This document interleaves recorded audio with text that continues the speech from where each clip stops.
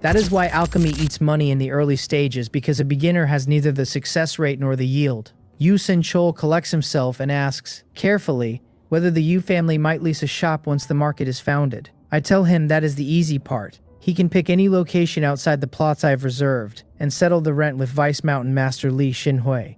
The same offer stands for the Li family. Yu Sin-chil thanks me and Li So-san gives me a respectful salute, and the two walk out dazed, one regretting the fortune he had not brought, the other the pills he had left behind. Out at the gate, Yu Sin-chil pulls himself together and asks Li So-san whether they might exchange contact information, and Li So-san sees no reason to refuse. Both men then go looking for Li Xinhui to ask about the shops, and she walks them down to the half-built commercial street and lets them choose whatever they like. Each picks a storefront and puts his name on it. Then they collect their people and leave. I empty the day's haul onto the floor of my immortal cave. Mature herbs by the crate, a healthy stock of spirit medicine, bags of spirit rice and spirit tree seeds. Buried under it are the manuals, more than 100 every one on formations. Lee Mongyo has genuinely put her back into this, since the count comes to 120 and a great many are ancient copies. Better than half are experience manuals by first-grade high-grade formation masters, each worth a respectable pile of spirit stone. Buried among them is something far better, a manual from a second-grade formation master. Formations are one of the few skills useful absolutely everywhere in the cultivation world, which makes them worth learning properly rather than quickly. So I do not decompose a single manual. I read them the ordinary way, cover to cover, for 3 straight days until I have worked out every manual in the stack on my own. That much reading carries me into the introductory stage. Then I take out a handful of formation materials and a formation carving knife and cut sound insulation patterns into their surfaces, turning them into formation bases. Next comes the calculation, working out the orientation and deducing where each base ought to sit. I set the pieces in place, drop a spirit stone into the slot on one as the formation eye, and use my spiritual sense to tie all the bases together. The spiritual chi inside the spirit stone is drawn out and begins to circle from base to base, and a layer of sound insulation barrier settles into place around me. A first-grade, low-grade sound insulation formation, standing on the first attempt. Apparently I have a knack for the Tao of formations. Reaching the introductory stage on my own reading is not normal, and I suspect my foundation in artifact refining did half the work. Absorbing the rest will be far easier. I pick out the weakest manual in the pile, the one left by a first-grade medium-grade formation master, and decompose it. Golden light takes it apart into white paper, black ink, and a cluster of formation experience and insight. I press the cluster to my brow, and understanding pours in, handing me over a dozen first-grade low-grade formations and the setup methods for several first-grade medium-grade ones. When I look back at the sound insulation formation I have just been so pleased with, I can see the flaws in it and half a dozen ways to do it better. My spiritual sense reworks the patterns and the placement of the bases, and the coverage grows by 30%, while the muffling effect improves sharply. Whoever wrote that manual had known his craft. I decompose the second manual, then the next, and the days go by in a blur of absorbed insight. 3 more pass before I come up for air, and by then my understanding stands at the first-grade peak, with 960 distinct first-grade formations sitting in my head. That is the ceiling of the chi refining realm. Given time to prepare the ground, I could kill a peak chi refining cultivator with nothing but formations. A formation master fights above his rank by nature. Push the same skill to the second grade and lay a second-grade formation properly, and even a foundation establishment cultivator would have a bad day.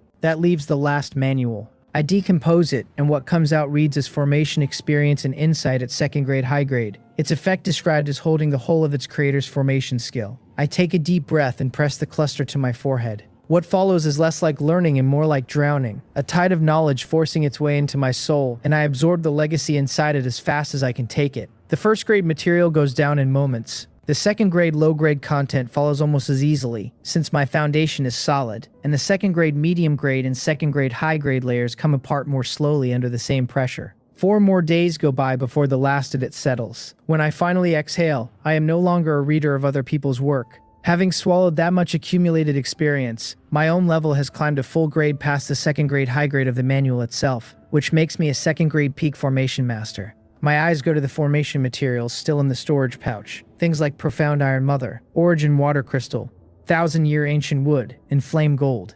Each one carries dense pure elemental spiritual chi, and carving patterns into them lets a formation master guide that chi into whatever effect he wants. With what I understand now, though, the materials are beside the point. What decides a formation strength is whether its patterns are complete and whether they can resonate with heaven and earth, because a formation borrows the power of heaven and earth. or it borrows nothing. And in that resonance, I can see the shadow of cloud momentum, which I have already comprehended. I can fold that insight into any formation I lay and make it hit harder.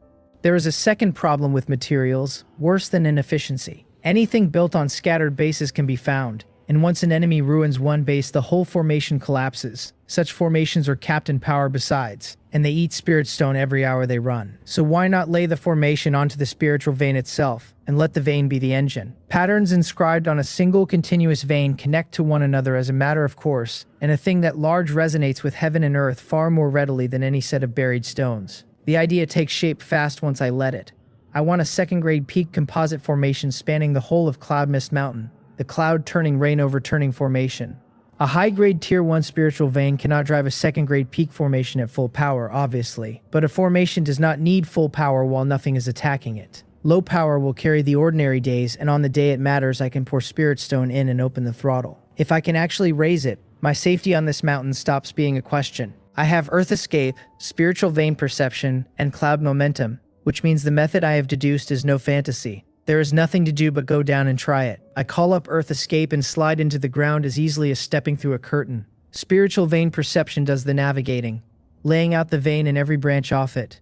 The whole course open in front of my eyes. Down there I start calculating where the cloud-turning rain-overturning formation will sit. The hard part of any formation is that its nodes must be reshaped to the ground they are laid on, which puts a savage demand on a man's calculation. Time I have, and one thing works in my favor. The spiritual vein is a single continuous body rather than a scatter of separate materials, which takes an enormous bite out of the difficulty. Using a spiritual vein as formation material means one unbroken piece of stock more than 6 miles long as the base. There is extravagant, and then there is that. I keep deducing, node by node, until the plan sits clear in my head. 2 more days go into it before I fix the positions of all 49 nodes and draft how the patterns will run. Then I set the formation carving knife against the vein and draw the first stroke, and the second, and the patterns take shape under my hand. They also start to vanish. The first pattern I cut is already knitting itself closed, and when I stop and watch, the fresh lines fade out entirely. I think about that, then take out an origin water crystal and decompose it, leaving a pool of pure water attribute liquid and a scatter of crystal stone debris, origin water essence, and rubbish. I put the carving knife away, bring out a talisman pen, dip it in the essence, and use the pen where the blade has failed. Lines of formation patterns spread across the spiritual vein, and exactly as I had hoped, the origin water essence refuses to disperse and holds the shape of every stroke. That earns a smile out of me, and I keep writing. Inscribing patterns across more than 6 miles of spiritual vein is not a task. It is a construction project. The work drinks spiritual chi without pause. Every time I burn through more than half of mine, I decompose spirit stone and pull the pure spiritual chi straight into my body. That does more than refill me. My chi refining cultivation actually speeds up, because draining and refilling teaches a man to handle his spiritual chi as quiet meditation never will. The cycle is a kind of tempering. So I push it further and let my earth escape go slack in places until the ground's weight settles onto my physical body. That pressure feels like 1,000 iron hammers working me over at once, and it drives my body refining efficiency up and sends my absorption speed climbing with it. All the while my spiritual sense is running the calculations, which trains it as hard as anything else. So the formation costs me no cultivation time. It gives me better cultivation than sitting still would have. The only real drawback is that resources burn at a rate that would have ruined me a month ago.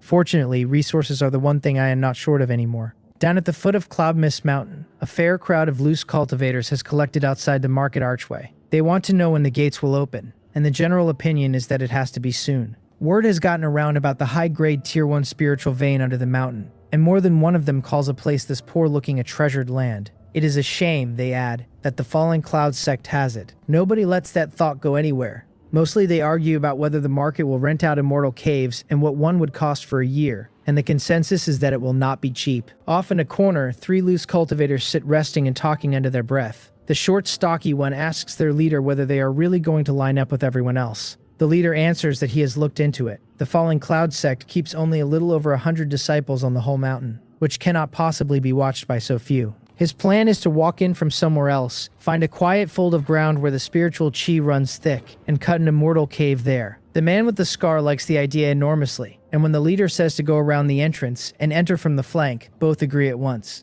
The 3 slip into the trees, cross the base of the mountain, and start up from a different side. They are far from the only ones, since a great many loose cultivators have reached the same conclusion, and are already quietly working their way onto the mountain. They cross the forest to a gentler stretch of hillside and climb, light body technique carrying them through the trees at speed. It does not take long to find dense spiritual chi, and the short one says excitedly that it looks like a spiritual eye. Gongdeo Game agrees, calling it a low-grade Tier 1 spiritual eye, good enough for early-stage chi refining, and maybe a patch of spirit fields. His companion wants to cut their immortal cave right there. Gongdeo Game refuses, since they are still too close to the foot of the mountain with too many eyes around. Besides, he stands at the peak of chi refining level 3, and a low-grade spiritual eye would barely feed him. He asks whether the other two would not rather cultivate at a medium-grade spiritual eye, and neither of them argues. They go around the valley and climb higher. Gongdaeokum steers by the thickening spiritual chi, and when he senses a heavy concentration of it in a valley, ahead he takes the lead toward it. That is when the scarred man says, uneasily, that something feels wrong. Asked what, he answers that they have barely met a single demon beast the entire way up. Gongdaeokum stops short, and the first real doubt of the day works its way into him.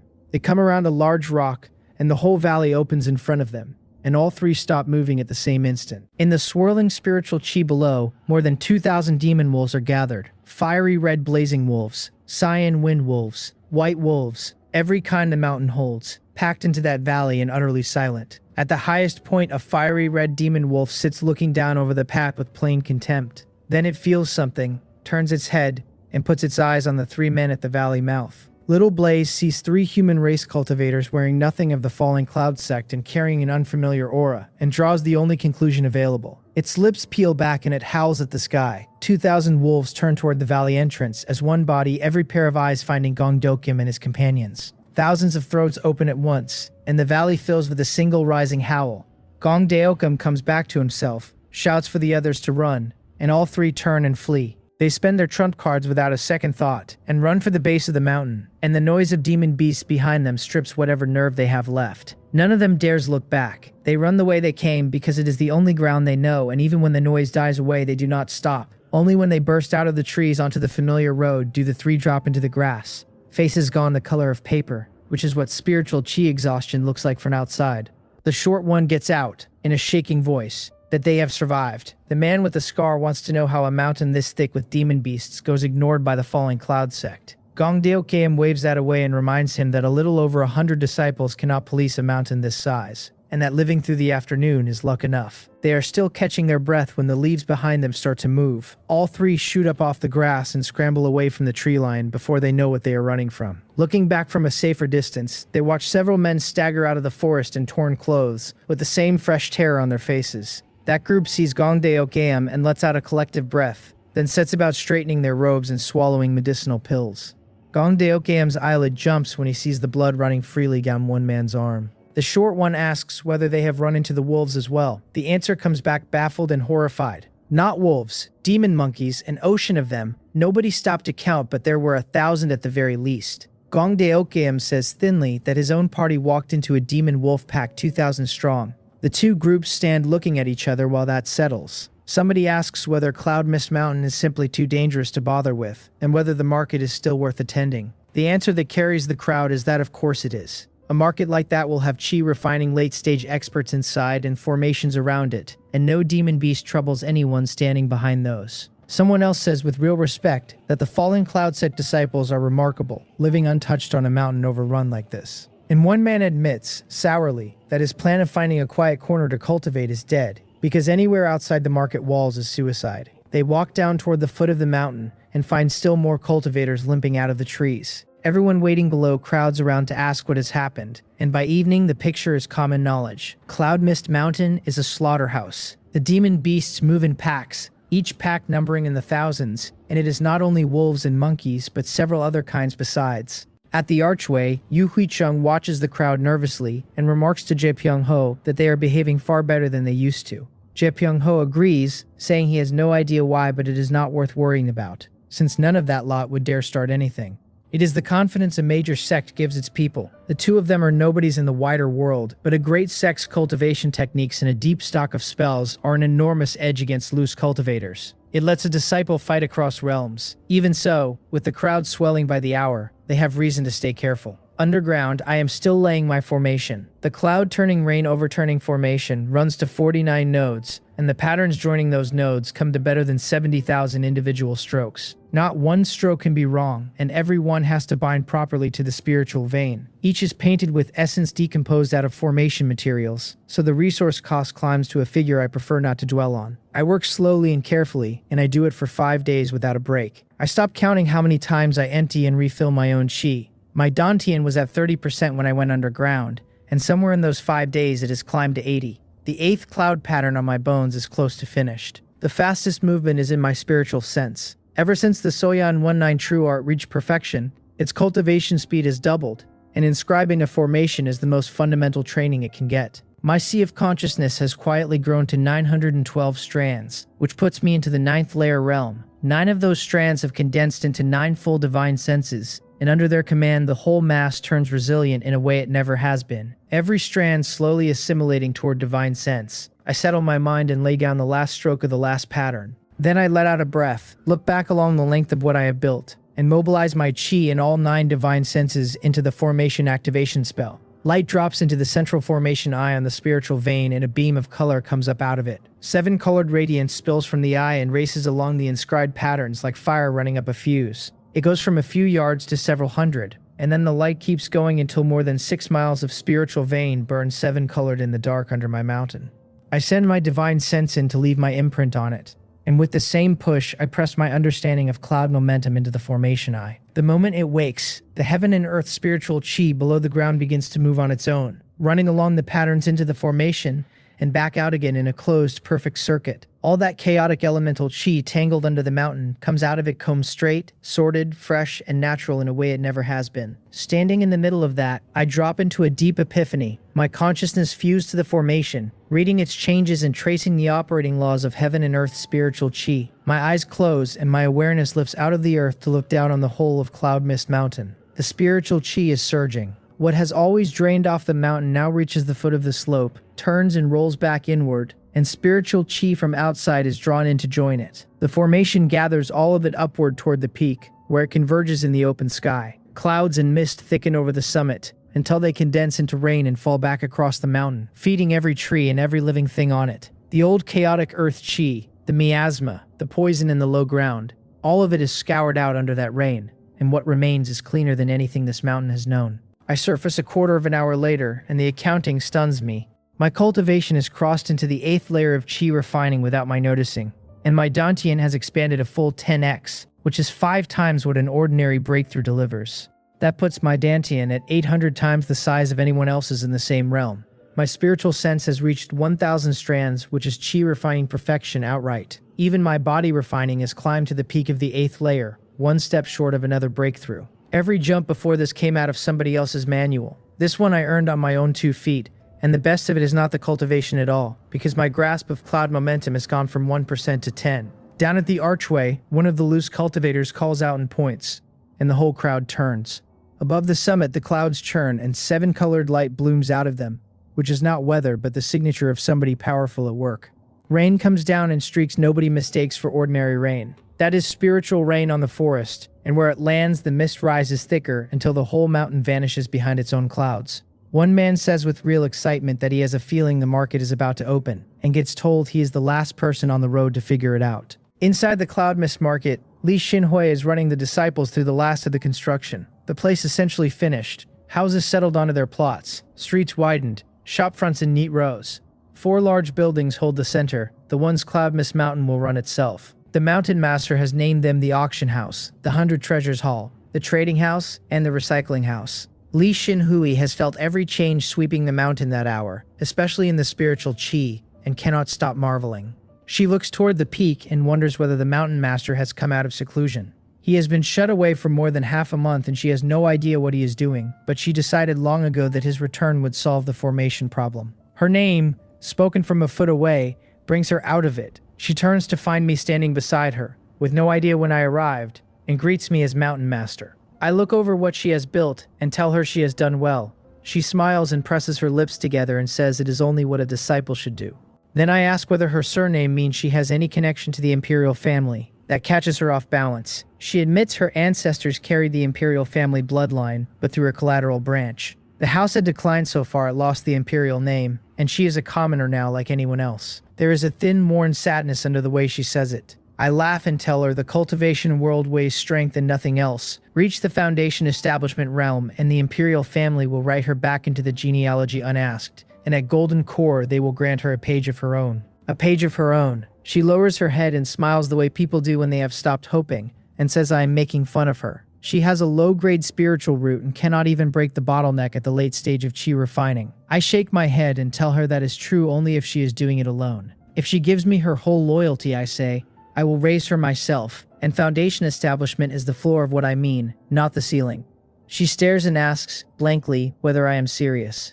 I smile and tell her to watch and find out. I have never had trouble selling a dream, and selling one to Li Xinhui is not going to strain me. The difference this time is that it might not be a dream at all. I turn serious and tell her I am about to lay a formation, and that every disciple inside the market needs to be cleared out to a distance of 1 mile. She snaps back into herself and hurries off to empty the streets. Once they are clear, I begin. Strictly speaking, the market needs no formation of its own, since the cloud-turning rain-overturning formation already covers every inch of Cloud Mist Mountain. But a man should have a second answer ready, and there is value in being seen to raise one where everyone can watch. I take out what is left of my setup materials, cut the patterns into them, and bury them across the market. This is only a first-grade, high-grade water cloud formation, which after the last month feels like folding laundry. Earth Escape sinks each piece into place without a spadeful of dirt turned. Half an hour sees every material set. I go to the tall tower at the center of the market, seat the formation eye, and cast the activation spell. Spiritual light shoots out of the tower and runs to every corner of the streets, and a semi-transparent shield closes over the whole market. Then I cast a second spell, and a beam of light drives out of the formation eye into the ground until it takes hold of a branch of the spiritual vein. That makes the water cloud formation a sub-formation of the cloud-turning rain, overturning formation. With it running, the spiritual chi around the market begins drifting toward the center on its own, and the concentration inside starts its slow climb. From there I go to the spiritual field district and lay a first-grade high-grade spirit gathering protection formation, which takes a quarter of an hour and no real effort. Then the immortal cave district, where my fingers fly and materials drop into place through the walls and floors of one cave after another, until everyone has its own small spirit gathering formation. I do not call anyone back when it is done. I go into one of the first-grade high-grade immortal caves and sit down to cultivate, sorting out everything the past month has given me. The largest gain is not a number on any ladder. It is cloud momentum. Holding 1/10 of it leaves me on such familiar terms with the clouds and mist of heaven and earth that moving them feels like moving my own hand.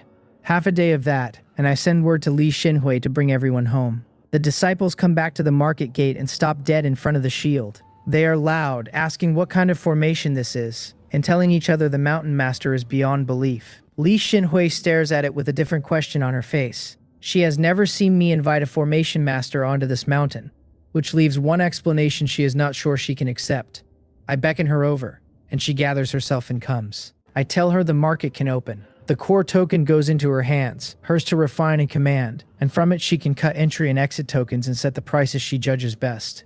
What I do want is for her to keep it cheap, because a market lives or dies on how many feet come through it. She understands immediately and proposes 1 spirit stone a month, 1 token buying a month's stay inside the market, and I tell her that works. Under my guidance, she refines the core token, then learns to make the smaller ones, which turn out to be nothing more than pressing a mark into a piece of jade. Then she hesitates and asks a question that has clearly been bothering her. She understands the 100 Treasures Hall and the auction house and the trading house perfectly well, but what exactly is a recycling house for? I feel my eyes light up before I answer. Its business, I tell her, is everything a cultivator considers finished. Ancient scrolls and torn fragments, waste pills and broken tools, medicinal dregs and mineral slag, unidentified materials, secondhand treasures, anything still carrying spiritual chi or a trace of spirituality. All of it, I say, can be recycled. Li Xinhui turns the word over and asks whether I mean magical artifacts and formations that still work.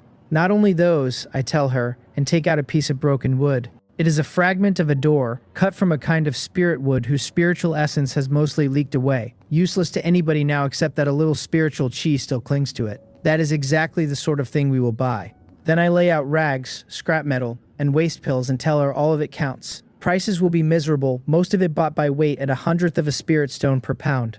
She is baffled about why anyone would want a pile of rags, and to her credit she does not ask. What she asks is how we will pay a man whose whole armload is not worth a single spirit stone. Simple, I say. We will give him a card, much like a sect identity token that tracks contribution points, and credit him in Cloud Mist coin. He can spend those coins in the 100 Treasures Hall, or hold them until they are worth exchanging for real spirit stone. She nods, since that is no obstacle. The trading house, I go on, will buy ordinary herbs, ores, spiritual materials, and jade slips, and will also list goods on behalf of cultivators who want to sell. For the 100 Treasures Hall, she will have medicinal pill, magical artifact, and formation goods, and I will stock the first batch myself, before she starts sourcing cheap inventory through her own channels. The auction house stays shut for now. As for the recycling house, it matters more than it looks, so I will run the counter myself for the first few days.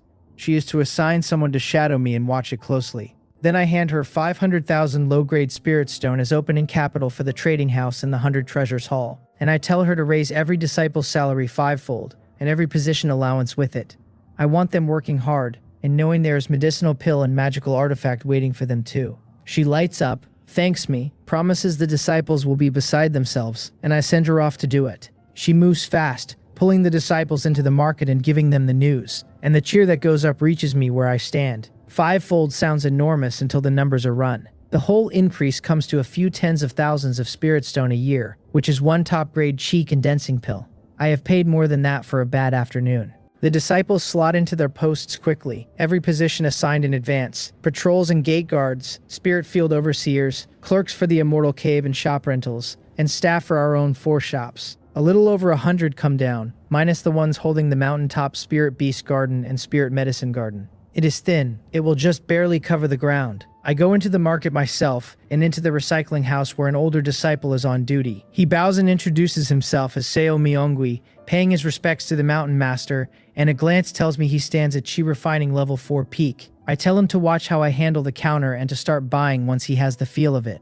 and he swears he will study hard. At the archway, Ja Pyung-ho checks his token and finds Li Xinhui's message telling him the market can open. He takes down the barrier and the lock and calls out that everyone can come in. The crowd ripples. They have waited on those steps for days, and every one of them knows a new market is where the bargains are, because the owner dumps treasures cheap to pull a crowd. That is the entire reason they camp there. They start up shoving for position. Yusin Chil has come back to Cloud Mist Mountain in that crowd, hauling a great deal of stock, meaning to open his shop. Even if the mountain master never sells him another pill, a standing friendship is worth the trip. He nods across to Lee Sosen and leads his people up, and Lee Sosen follows with his own. Both parties leave the loose cultivators behind and reach the gate first, where disciples are posted and quoting 1 spirit stone for 1 month. Yu Sin-chul counts out 60, says there are 5 of them and they will take a year to start with, and the disciple blinks before handing over the tokens. Lee Sosan does the same, and both groups go straight to their shops to set up.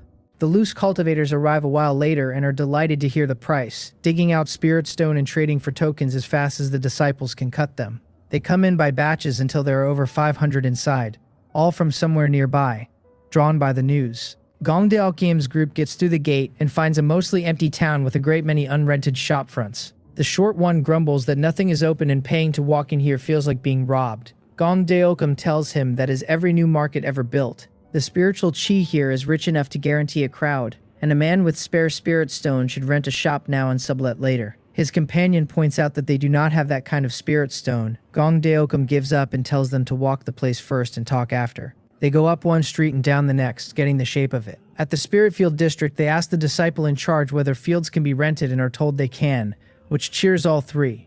What cheers them more is the split, 60 for the mountain and 40 for the tenant, far better than any other market would offer. Eventually they wander as far as the recycling house, where the sign over the door promises that we recycle any item at all. The scarred man passes a message to Gongdae, delighted, suggesting this is a place to move stolen goods. Gongdae gives him a long, tired look and tells him to come inside. Several loose cultivators are already queued at my counter. The first holds out a stone and asks whether it can be recycled. I tap it and say it can, though it goes at 10,000 pounds to the spirit stone and what he has would not fill a bucket. He's thrilled anyway, says he had not known such a thing could be turned into spirit stone, and promises to come back with more. The next man produces the broken tip of a magical artifact sword, takes the price I quote, and walks out 1 spirit stone richer and perfectly happy. Gongdae has been watching all of it, and something in him tightens. He comes up to the counter and asks whether I truly mean anything. Naturally, I say, anything at all, so long as it holds spiritual essence, and books and papers are welcome too. He pulls out a storage pouch, pushes it across, and asks me to price the entire contents. I sweep the inside of it with my spiritual sense. It is a junk drawer, pill bottles, withered spiritual plants, loose leaves, demon beast skins, a little of everything and none of it good. I begin pulling pieces out and calling numbers. 7/10 of a cloud mist coin for one, 3/10 for the next, 7/100 for the handful of leaves. Then my golden finger touches a broken sword hilt. It reads as a damaged dragon-slaying sword at low-grade tier 4, a fragment of a magic treasure holding a little spiritual essence, and almost impossible to restore. I keep my face where it is. My heart does not cooperate. I tell him evenly that it is the remnant of a top-grade magical artifact with almost no spirituality left. The materials might survive a remelting, but the piece is too incomplete to promise anything. So 1200 spirit stone is my offer. Gongdeo Gim repeats the words top-grade magical artifact out loud and says that explains why the thing is so absurdly hard. The short one beside him blurts out that they have struck it rich. Then Gongdokum tries to push me, arguing that a whole top-grade magical artifact runs tens of thousands of spirit stone, and surely a piece of one is worth more. I look at him, repeat the number, say it is the highest price I will give, and move my eyes to the next customer in line. He grinds his teeth for a moment and says he will sell. He has asked every buyer he could find over the years, and the best offer anyone ever made was 150 spirit stone. 1200 is not a number he can walk away from. Privately, he decides the market must be throwing money at a few showpiece deals to build its reputation, and that his broken hilt has simply arrived on the right day to be the showpiece. I total the pouch at 1,229 7/10, round it to 2,030, and ask how he wants paying. He asks what a cloud mist coin card is, which is one of the two choices. I explain it is a spirit stone card for use inside the market. Its coins worth exactly what spirit stone are worth, spendable in our own shops or exchangeable back into stones at any time. The advantage is that a card like that answers only to its owner, so nobody can take it off him. The disadvantage is that nobody outside this mountain will honor it. While I am talking, Gongdaeokim looks around the room. Every loose cultivator there is watching him with a particular heat in their eyes. His stomach drops, because loose cultivators are poor to the bone, and a man walking out that door with 1,000 spirit stone would not get far down the mountain. He says quickly that he wants the card. I hand it across and tell him it carries 1,230 cloud mist coins, and that once he refines it his spiritual sense alone can touch them. He thanks me twice, takes the metal card, refines it on the spot, and finds the encrypted figure inside exactly as promised. Around the room, several men shake their heads and let their regret go. Before he leaves, I mention that more fragments of that same sword would fetch a comparable price. He agrees, already thinking about a certain ruined immortal cave, and what else might be lying in it. Word travels fast in a room like that, and the rest come forward one after another with everything they have been unable to use or sell. Then a storage pouch comes across the counter that stops me for a beat. Inside is a long saber, still bloodstained, still entirely intact, and its grade reaches high grade of the first stage. I look up at the man who handed it over, a masked loose cultivator standing a little too still. I tell him that this is a recycling house and that secondhand goods never fetch a good price here, and that the most I can give him is 2,000 spirit stone. He lets out a breath like a man setting down a heavy bag, says he will take it, and asks for a cloud mist coin card. I nod and give him one. An ordinary high-grade magical artifact sells for 10 or 20,000 spirit stone. 2,000 does not cover the materials alone, and he takes it without argument, which tells me plainly where that saber came from. I do not care in the slightest. After decomposition, who would ever recognize it? As long as the raw materials that fall out of a thing are worth more than what I paid for it, the thing is profit, and the rest is somebody else's problem. He leaves in a hurry. The whole room stares after him, chewing on what a man could sell that is worth 2,000 spirit stone. I keep my face still and call the next one forward. Night falls, and the recycling house shuts its doors. Back in the Mountain Master's immortal cave at the summit, I take out the broken hilt and turn it over. My 9 meager wisps of divine sense crawl through the inside and find nothing remarkable, only a thin trace of spirituality near the middle. So I tap it and decompose it, and golden light breaks the hilt into 5 things. 3 are materials, a 1,000-year red blood crystal, a piece of 10,000 refined cold iron, and a top-grade fusion casting stone. The other 2 are the Ice and Fire Sword manual and a concept realization. I skip the materials in the manual. The last ball of light is red and blue at once. The 2 colors wound through each other, and it is the strangest thing I have ever pulled out of anything. A concept. I had heard Li Shonggong use that word once, and afterward I went looking and learned that breaking through to the nascent soul realm essentially requires comprehending one. I had no idea what that meant in practice, only that it sat so far above my realm it was not worth thinking about. And now a ball of concept realization is floating in front of me because I took apart a broken hilt at a junk counter. Why a sword hilt should hold one at all, I can only guess. Perhaps its owner had fought with that blade long enough to press his own concept into the steel, and the realization stayed behind in the metal after he was gone. Or perhaps the sword had been a life-bound treasure, in which case carrying its master's concept realization would be the most natural thing in the world. I take a deep breath, lay my hand on the ball of light, and press it to my brow. It splits into two as it goes, 2 rays of light sinking through my sea of consciousness and driving into my soul. 2 concept realizations, one of water and one of fire, unfold across my mind at once, and I chase down every part of them and let no detail slip past. A full hour goes by before I open my eyes. I exhale and turn both palms up. A wisp of flame comes into being over my left hand out of nothing at all, and a droplet of water forms over my right. A thought sends the flame out, and it swells as it flies, taking the shape of a blazing fire horse in midair before it comes down hoof first on a stone and blows it into fragments. That stone was rated to survive a strike from the 9th level of chi refining. I wave my right hand, and the droplet becomes a blackwater snake in midair, coiling around the blazing fire horse. The 2 powers grind against each other, dead even, until both annihilate. That is what a concept can do. I have comprehended one wisp of the concept of water and one of the concept of fire. Folded into my fire breath and my spitting water, the 2 attacks imitate a demon beast convincingly, and climb into the early stage of the 2nd stage. That is early stage foundation establishment power outright. That comes from the shallowest possible use of what I've just learned, and there is a great deal more in there to dig out. It also answers a question that has bothered me for a long time. My innate abilities have refused to reach the 2nd stage because a 2nd stage ability requires momentum integrated into it. A 1st stage ability is not yet fit to carry a concept. Momentum was the missing piece the whole time.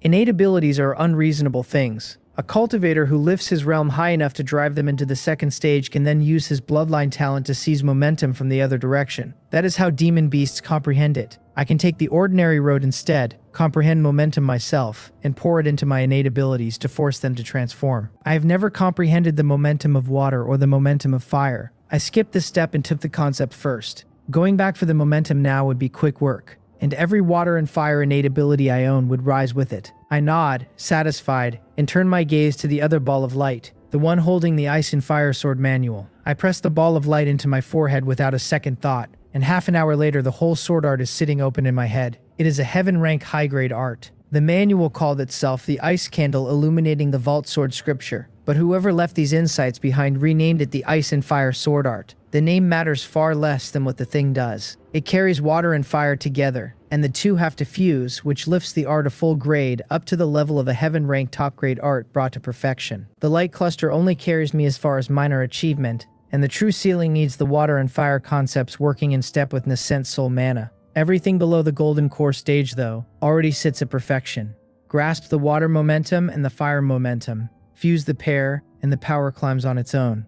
A thought arrives while I am still turning the art over. The predecessor fused water and fire in equal measure and held them in a balanced ring like a yin and yang symbol.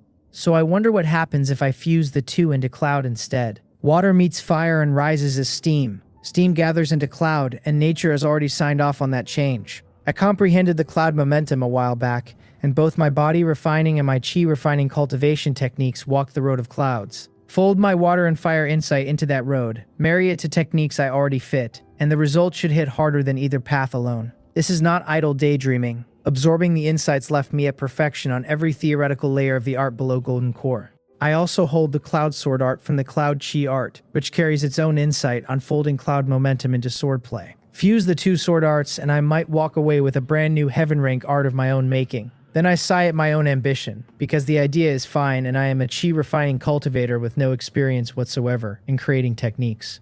Better to master what my predecessors built before I start inventing. Ambition is cheap. Foundations are not. I pull my thoughts back and look at the 3 materials. Pointing at each one in turn tells the same story. A tier 4 material of serious value with its spirituality run a little thin, and thin spirituality can be restored. These should fetch a respectable pile of top-grade spirit stones. Nascent soul cultivators are the ones who trade in those. A single top-grade spirit stone is worth 1 million low-grade stones on paper, closer to 2 million at the real exchange rate. That beats grinding away at alchemy by something like 10,000 times over, and I have not even priced in the heaven-ranked sword art or the concept insight that rode along with it. I am still working out how to cache the 3 materials, when a wrong note runs through the spiritual power on the mountain. My divine sense sinks into the cloud-turning rain-covering formation, and my perception opens outward until it reaches the foot of the slope. A thick-set cultivator is climbing Cloud Mist Mountain from a blind angle with his aura clamped down tight, and the grand formation strips him bare anyway. He stands at the peak of Chi refining level 9, moving fast through the trees, aimed straight at the courtyard on the summit. A normal cultivator takes the main road, so a man threading the forest under a concealment spell has already told me everything about his purpose. He is an enemy, and I see no reason to be polite with enemies. I sink into the ground and go. Wan Sodong belongs to the Hongmeng branch of the Nyingso sect and holds the post of Hall Master of the Security Hall at Wangyang Market, a Tier 2 asset. His market master sent him out to look into the situation on Cloud Mist Mountain. He decided on the way that touring a market wastes a night when he could simply walk up and take the mountain master instead. His own quiet investigation turned up an ordinary inner sect disciple of the fallen Cloud Sect's Hongmeng branch. No backing behind him anywhere. Not even Shi refining level 7 by the look of it. There is nothing to hesitate over. He is halfway up when the mist around him thickens for no reason he can name. Wan Sodong goes still and spreads his spiritual sense across the slope, sweeping close to 1,000 yards without turning up a single wrong thing. A few demon beasts drift through his perception and he passes over them.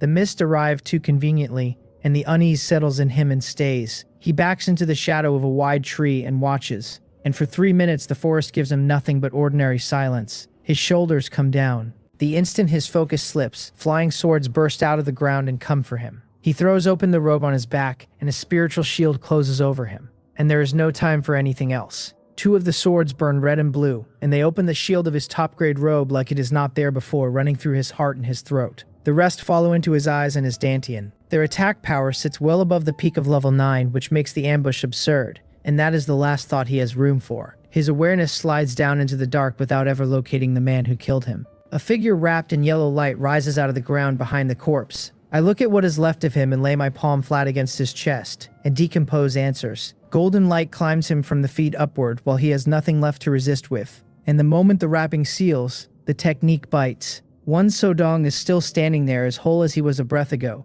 The pieces of him hang in the air alongside. His corpse, his soul, his spiritual power, his blood chi, and his spiritual root. I take the gray soul cluster first and decompose it again where it floats, and it splits into ownerless soul power and memory. The memory goes under my finger next and comes apart into cultivation technique insights, spell insights, and memory fragments. I skip the last 2 and press both insight clusters against my forehead. A short while later, I am holding a Tier 1 high-grade water-type cultivation technique called the Flowing Water Heart Technique at Major Achievement, along with better than a dozen spells. The ownerless soul power I simply absorb. It slides into my sea of consciousness, and the soul body sitting at the center of it drinks the whole thing down until the blurred outline firms up and wears my own face. My soul is suddenly heavier than it has any right to be, and my spiritual sense, my divine sense, and my comprehension ability all feel like they have moved up a step. When I have finished enjoying that, I turn to the odd one out, the spiritual root cluster. A spiritual root really did come apart, so I put my finger to it and ask what it is. It answers that it is a water spiritual root of low grade, and that it draws chi into the body and lets its holder speak with heaven and earth. I take a breath, close my hand around the light, and let the spiritual roots sink into me. My mind comes clear all at once, my body finds a brand new rhythm of breathing, and the water attribute spiritual chi in the world stands out to me as plainly as color. This is a change from nothing to something, the way a blind man must feel when sight returns, and I sit inside that clarity fascinated. Almost in the same moment, my divine sense reaches out and the water between heaven and earth answers, and a thread of water momentum comes to me without a struggle. The thread does not stay a thread. It grows like a seedling shouldering up through soil. 1,000th, 100th, 1/10th, 2/10ths, 3/10ths. The roots push and the guidance of the water concept carry my water momentum to 30%. Something shifts inside me and I look inward to catch it. The 2 innate patterns belonging to spitting water and water walk are changing shape, thickening, growing dense, and the water momentum folds into both of them without resistance. Information about the pair of talents simply appears in my head. Both were first-order peak grade a breath ago, and both are second-order low-grade talents now. I no longer have to reach for water momentum on purpose to use a second-order talent spell, which is the whole beauty of talents, that a man can wield them without understanding them. Push water momentum into them deliberately in a fight, and they climb higher still. I smile to myself, because that is a jackpot by any measure. I had been wondering what a spiritual root would give up if I decomposed it a second time, but there is no hurry, and completing my own root comes first. Finishing the water spiritual route did not only break my comprehension open, it also smoothed the cloud chi art and the cloud body art until both run easier under me. A look into my middle dantian and my lower dantian shows my spiritual chi and my blood chi each 20% stronger, gained out of nowhere. That is not a small gift, since both were already thick to begin with. 2 balls are still waiting, his spiritual chi and his blood chi. I hesitate, then put my hand on both and decompose them. The spiritual chi breaks down into an ownerless mass, and I draw it in, and the reserve of a peak chi refining level 9 cultivator is nothing to sniff at. Refining it during the decomposition halves the volume outright though, and even the surviving half fails to fill my dantian, only lifting me to around 70%. The ownerless blood chi settles into my middle dantian as a few hundred wisps, which is better than nothing and not much better than that. The man's body cultivation was frankly pitiful. I take one more look at the corpse and let myself be disappointed, because none of his luck came out. I saw the luck hanging above his head before I struck, and the instant decomposed finished. It was simply gone. So luck has to be taken separately, and the man has to still be breathing when my hand lands on him. I spit out a flame, burn what is left of him to ash, and bury the ash properly in the soil. His storage pouch is worth the trouble.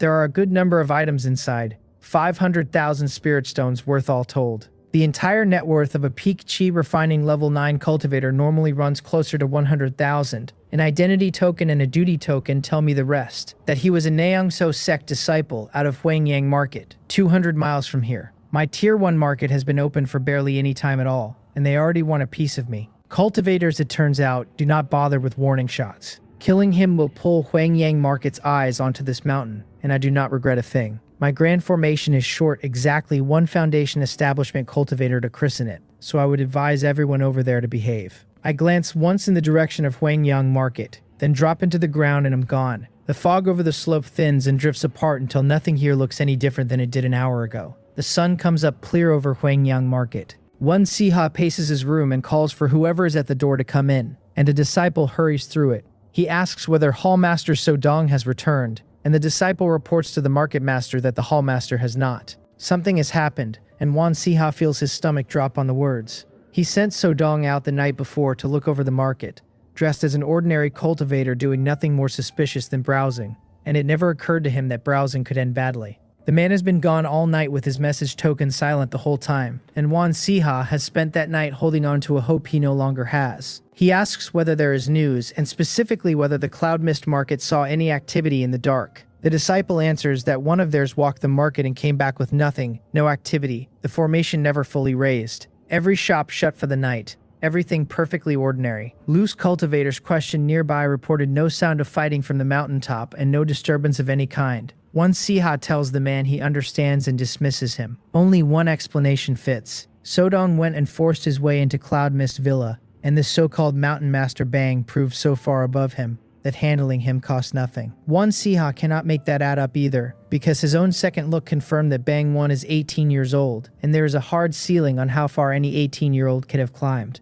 The odds of foundation establishment sit at effectively 0. He decides he has to go and see for himself. Sodong was his subordinate and his junior both, and a death this unexplained is one he can answer for to nobody. He takes 4 hall masters at the peak of Chi refining, and the 5 of them step onto their flying swords and set out for Cloud Mist Mountain. They land at the foot of the slope, where one Siha announces himself to the 2 guarding disciples as a foundation establishment disciple of the Neungso sect come to pay a visit. Jepyung Ho recognizes him on sight, skips any verification, and asks him hurriedly to wait while the mountain master is informed. His communication token goes straight to Li Xinhui.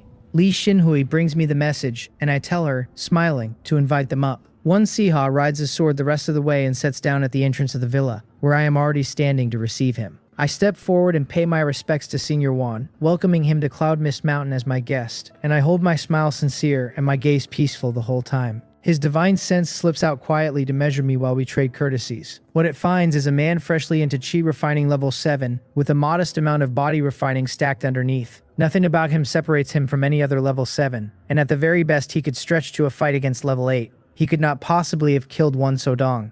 I walk Senior One and his group through to the reception room, and he does not refuse. Once everyone is seated, I ask, wearing my most harmless curiosity, what brings him here? His answer is an image thrown into the air between us, and the face in it is one Sodong's. He asks whether Mountain Master Bang has ever seen this man, and his eyes never leave my face while he asks it. I look at the projection with honest puzzlement and tell him I have no idea who that is. I have been on Cloud Mist Mountain for half a month and never crossed paths with the man. Whatever he is hunting for in my expression, he does not find it. He takes a breath and gives me the truth. He sent his own security hall master to my marketplace the previous night for a simple look around, and the man has not come back. That is why he is here today. I make a show of understanding, telling him I spent the night cultivating in my immortal cave and heard nothing about any visitor, and that the marketplace is easy enough to ask about. Then I call for Li Xinhui. When she comes in, I point at the image still hanging in the room and ask her whether she saw this man last night. She says she did not. Only a handful of loose cultivators took rooms at the inn. She saw every one of them, and he was not among them. I frown and ask if she is certain, and she says she is. Then she offers to fetch the gate disciple, who checks the entry and exit tokens and looks at every face that passes. I tell her to call him over, then turn and ask Senior Juan for a moment of his patience. He has been frowning since he sat down, but he agrees. The gate disciple arrives quickly and shakes his head, saying he saw the man neither in the night nor during the day. So I ask Senior Juan whether his hallmaster ever reached Cloud Mist Mountain at all, because nothing else explains an absence of news this complete. He has already walked the villa and found no trace of a fight. He has questioned my disciples and does not believe every one of them could be lying to his face. That leaves him exactly one explanation, that one Sodong vanished before he ever set foot on my mountain. It is a very good explanation. I built it for him. Then I tell him I actually have a guess, and he asks for it immediately. I suspect his hallmaster was murdered. I say, and I let the words slow right down before I name the killer as a demonic cultivator. His pupils shrink. I go solemn and lay out the story. Soon after I took up my post here, an armored earth-diving beast came at me out of nowhere, and I only killed it by burning a life-saving trump card. Every disciple in the villa can confirm that part. Li Xinhui confirms it without being asked, saying they were all certain they would die that day. She had given up hope entirely until the mountain master put the armored earth-diving beast down. One Siha can see the fear still sitting in her, and fear like that does not get faked, so I go on. While I was processing the demon beast corpse, I found a wisp of black chi inside its inner core that set my heart hammering. It was near enough to the legendary demonic chi to be the same thing, so I panicked, burned the core, and ran. The wisp drifted free anyway and fastened onto a piece of spirit jade, which I sealed into a storage pouch and never touched again. I hand him that storage pouch and tell him it is in there. He stares at it, braces himself, takes it, then feeds a careful thread of divine sense inside. The black jade is exactly where I said, a wisp of black chi turning slowly inside the stone, and it moves the instant it notices him. He cuts the thread off, and his face changes as he says it truly is demonic chi. I agree that it is. I tell him I guessed a demonic cultivator was nearby then, perhaps feeding demonic chi into demon beasts. I can prove none of it, so the sect never heard about it. Then I put the thought in his hands that his hallmaster might have blundered into that demonic cultivator and been silenced for it. I let a little fear into my voice when I wonder aloud whether the man is hiding on Cloud Mist Mountain right now. Once Saiha's face goes grim, and he tells me one demonic cultivator means there could be more. He asks whether I would be willing to let him carry the jade to the sect. I tell him I am a chi-refining cultivator whose word weighs nothing, so the report travels further coming from him. He breathes out, says the thing is too big to delay, and rises to leave. While he is turning away, I quietly open the Eye of Luck on him. His main luck is orange and runs to 80 strands, with no racial bonus and no sect bonus behind it, only a faction bonus. Orange as well, past 300 strands. I offer to see him out, and I am beside him in a step, my fingers brushing that luck. I mouth the word decompose without a sound. The luck comes off him strand by strand into ownerless luck, and my own main luck fights for every piece and swallows what it wins. Every strand of faction luck is stripped away, and I am halfway through his main luck before the rest of it stops me. What remains is bound too tightly to the man himself, and each strand I decompose melts straight back into his main luck as fast as I take it. I stop there, and I am not happy about stopping. One Siha gets 2 steps toward the door before something uneasy passes through him and is gone again. It leaves behind a thread of anxiety he cannot put a name to. Outside Cloud Mist Villa, he takes out his communication token and passes everything that happened to the Hongmong branch of the sect. Then he gathers his people and goes. The 5 of them lift back into the sky and turn toward the marketplace, and not one face among them is easy. One Siha turns over what the sect's old records say about demonic cultivators. They are visitors out of another realm who launched 3 invasions from the demonic realm, arriving in enormous numbers and leaving slaughter and catastrophe behind them. The sects threw the invaders back all 3 times, but each retreat left a residue, demonic cultivators who stayed behind and hid. A hidden one can guide the ones outside back in and set the whole uprising burning again. The standing rule allows no discretion, since every demonic cultivator found is reported hunted and wiped out. A black shadow flickers past in the distance while they fly, a cultivator crossing the sky on his own business. And Wan Siha gives it nothing. One of his subordinates asks the market master whether demonic cultivators are even real anymore. Nothing has been seen of them in thousands of years, he says, and that demonic chi could easily be a leftover from an older age. Wan Siha would rather be careful than sorry, so the news goes to the sect either way, and the jade goes to an elder for inspection. The same man adds that it is a shame about Hall Master Sodong, and Wan Siha says nothing and grieves quietly. The black shadow catches a word it likes and stops dead in the air. What unfolds out of it is a cultivator in a black hooded cloak with nothing showing but a chin and the corners of a mouth, and he runs his tongue across his lips. He had been heading for Cloud Mist Mountain. He turns around and goes after Wan Siha instead. Wan Siha's divine sense is already spread wide, and it catches something closing from behind him. He turns his head and sees further than his divine sense reaches, far enough to make out a black hooded cultivator coming on fast. Something about it is wrong, so he changes course. The black-clad cultivator holds his original line and keeps going, and Wan Siha lets out a small breath, deciding the talk of demonic cultivators has him jumping at shadows.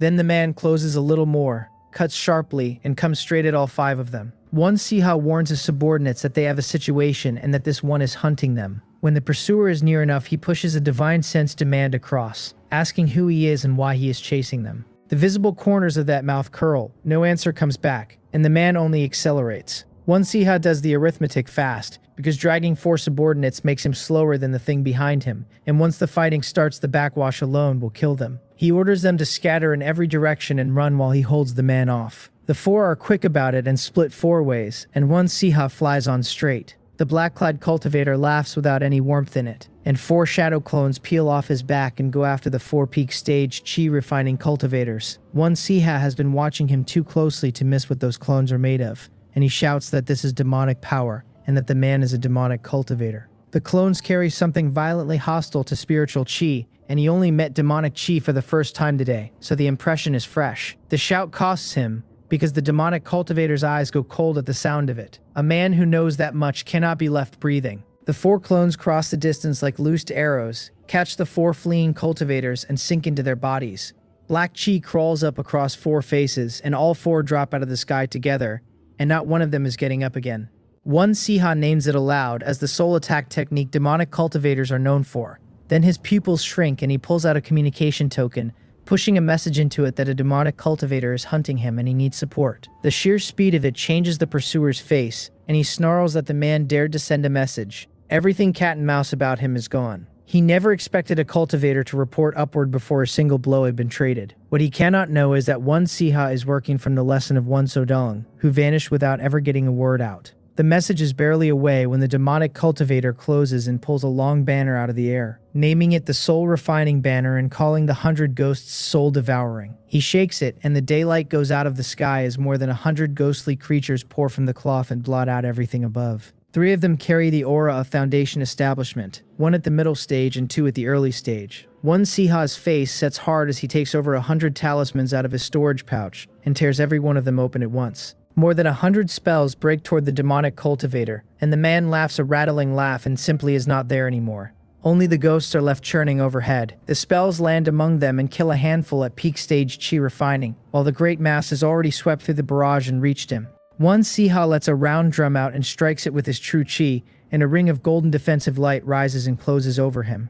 He strikes it again, and another layer of gold wraps him. He keeps striking, and the shield builds itself in layers while the 100 ghosts tear at the gold and take it apart. He searches for the demonic cultivator and cannot find him, because the concealment gives up nothing at all. That leaves him a man who can only defend. He tries the ghosts instead, sending a flying sword through one of them, and the soul body splits cleanly in 2 and comes out thinner without coming out weaker. Its aura is still peak stage chi refining, and it can still fight. Wherever he is hiding, the demonic cultivator recalls the damaged one and pushes a whole one into the gap. These things are soul bodies, and ordinary attacks slide off them. Wan Siha has trained in divine sense attack techniques, though only to a beginner's level, and he tries what he has. His divine sense condenses into a thorn and drives into one of the ghosts, which shrieks and shows a real tear in its soul body. Then an early stage Foundation Establishment ghost slides into the path of his soul thorn and turns it aside without effort. His face goes flat, because he knows now that his life is not going to be saved.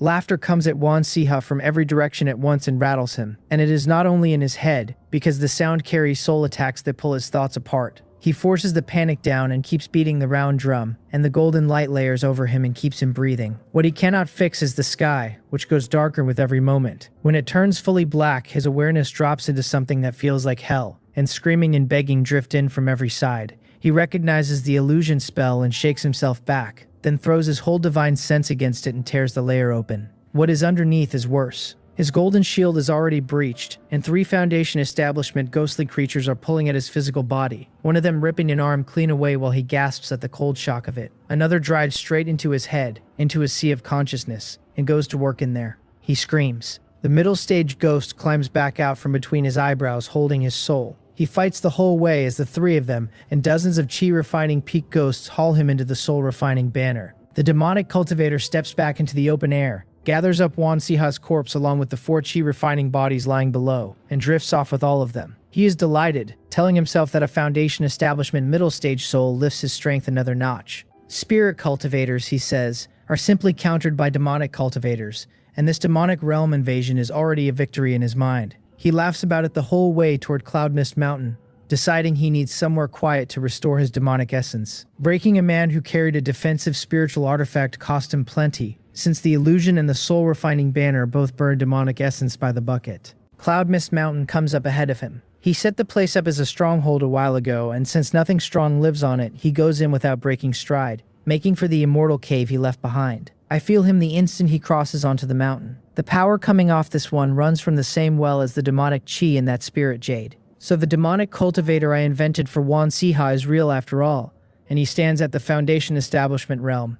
That is the kind of luck I could have done without. I drop underground and go straight to the formation core. 10,000 medium-grade spirit stones go into the core one after another. The core strips the spiritual chi out of them and drives the formation to full power. A second-order peak formation eats like nothing I have ever fed, and I watch more than half the spiritual power in 10,000 stones drain away while I stand there. I lay in another batch of medium-grade spirit stones as backup. Then the formation finds him. The demonic cultivator has just reached the mouth of his immortal cave when cloud and mist wind around him, and the entrance stops existing. He takes 2 steps out of pure habit, and the world empties, leaving nothing anywhere but cloud. His face changes as he names it a formation, and he turns in place, searching, the look on him going very dark. He is a demonic cultivator with no talent for formations, and formations are precisely the weapons spirit cultivators bring against his kind. Head to head, his side usually wins. On ground that has been shaped and held, the spirit cultivators do. He pulls out a heavy blade and cuts forward, and the cloud parts and closes again before the stroke is finished.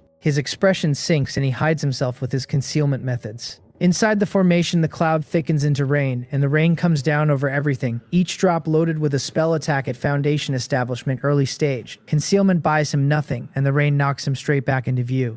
Black mist pours off his clothing to hold the water away, and the mist is thinning under it. Every drop lands like an arrow, and there is no end to them. It amounts to 100 Foundation Establishment early stage cultivators surrounding one man, and he says as much in language that fits. He curses the formation, works out that a rain carrying that much power in every drop means high grade at the least and possibly peak, and admits he cannot hold. So he panics and reaches for the soul-refining banner, ordering it to find the strongest living thing nearby and destroy it. Ghostly creatures pour out of the banner, pass through the cloud and the rain, and lock onto me. I am 3,000 yards from the fight and buried underground, and something has still found me. Hundreds of ghostly creatures come tracking the scent of a living aura, moving through solid earth aimed straight at where I sit. I call up Thunderbody, the thunder-winged tiger's innate ability, and thunder crawls across my skin. I tear open talismans until several layers of shielding stand around me. The ghosts pounce and go rigid the instant they touch the electricity. I put a finger on one of the paralyzed ones and decompose it, and it comes apart into ownerless soul power and memory fragments. There is no self left inside a thing like this, so taking it apart is closer to letting it go. I let the memory orbs scatter into specks and sweep the ownerless soul power into my sea of consciousness with my divine sense. Another portion of chi refining peak soul power goes into my soul and leaves it clearer and a little heavier. The rest of the ghosts watch their companion end and come on anyway. So I tap and tap and tap. One after another they touch my finger and stop existing, and it turns out I am exactly what a ghostly creature ought to be afraid of. The 3 at Foundation Establishment, early stage and middle stage alike, have no more answer to my decomposition talent than the small ones do. All of them come apart. The middle stage one gives up something extra on top of its ownerless soul power and memory fragments. A soul banner mark. I take the foundation establishment middle stage soul power in. Looking inward, my soul body has gone from solid to something very close to a physical thing, and a soul that heavy drags my divine sense and my spiritual sense up along with it. My spiritual sense is showing the first signs of turning into divine sense outright. Then I look at the mark. It calls itself the Soul Refining Banner Master Mark at second order medium grade, and what it does is control the banner and command the 100 ghosts inside it. It seems close to useless to me, so I refine it without ceremony, and the moment I do, something several miles away answers and resonates with me. My eyebrow goes up. I send my divine sense down through the formation onto the demonic cultivator, and the man is finished. The rain leaves him nowhere to go. Every drop hits at early stage foundation establishment, and the drops can fuse into something heavier whenever they please. Nothing at his level survives that. What holds my attention is not the beating, but the soul-refining banner in his hand, because I have the distinct feeling that the banner belongs to me now.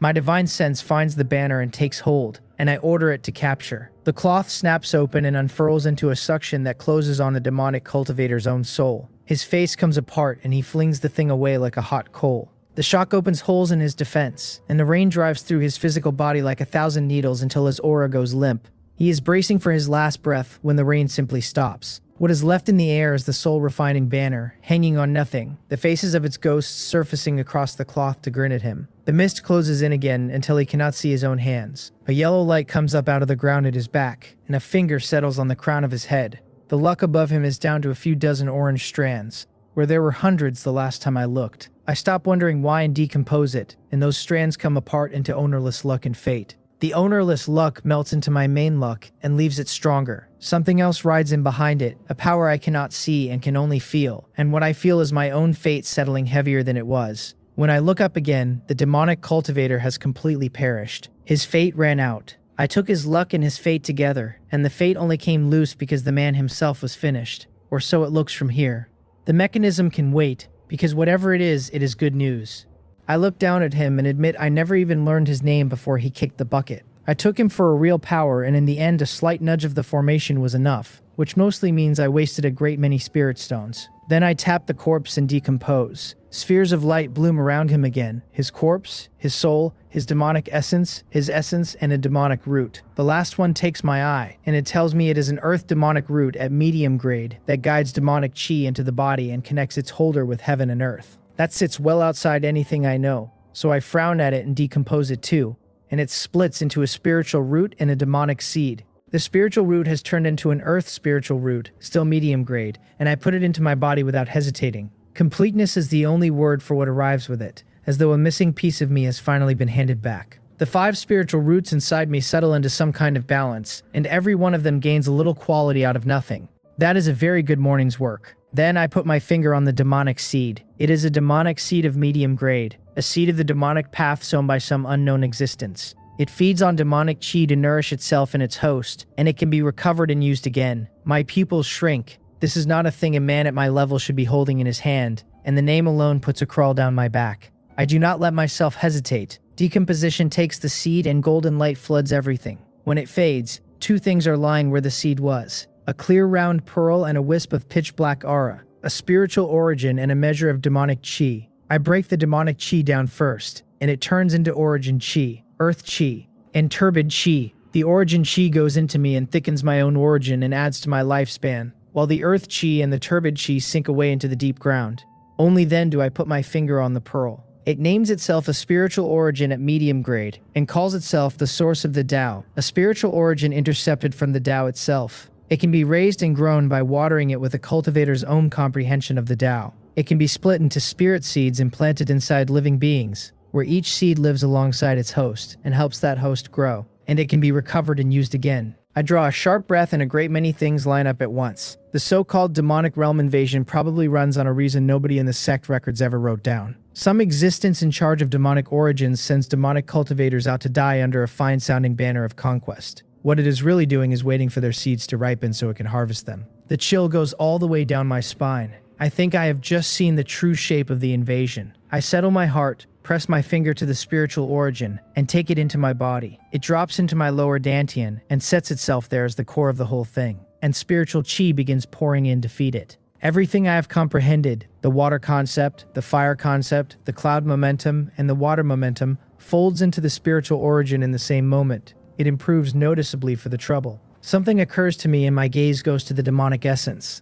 That is what foundation establishment cultivators call their energy, since spirit cultivators hold true essence or spirit essence, body cultivators hold essence or blood essence, and demonic cultivators hold demonic essence. I decompose it and it separates into spirit essence and demonic chi, and I break the demonic chi down again into origin chi and the rest. A huge volume of origin chi comes into me, and instead of sinking into my bones the way it always has, all of it runs to my dantian and merges into the spiritual origin. The spiritual origin swells a full circle larger while I watch. Along with the growth comes a sense of what I could do with it, that I could split off at least 1,800 low-grade spirit seeds, or 18 medium-grade ones. The origin chi carried inside a single middle-stage foundation establishment demonic cultivator is enough to condense that many. Counted as demonic seeds, this one man returned 18 times what was sown in him. That is a crop grown for no reason except to be cut. Then the whole picture turns over. The origin chi inside demonic chi is the demonic seed's growth made visible, which is exactly why decomposing ordinary spiritual chi has never given me a scrap of origin chi. But spiritual chi cultivated by a man carrying a spirit seed would not be ordinary spiritual chi.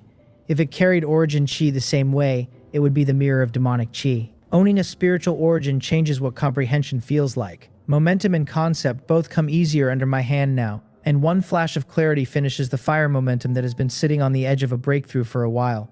Once it arrives, it keeps climbing at a speed I can actually watch, and inside a short stretch it stands at 30%. The fire concept guides it and the spiritual origin carries it, because the pearl in my dantian works like an accelerator strapped to my understanding of the Tao. Fire breath and fire stepping both climb to second order low grade on the back of it. The spiritual origin only reads as medium grade, and I do not believe that reading for a moment, because its true rank sits above anything I have ever touched. What I find harder to believe is that my decomposition talent could take a spiritual origin apart at all. That is heaven-defying by any measure I know.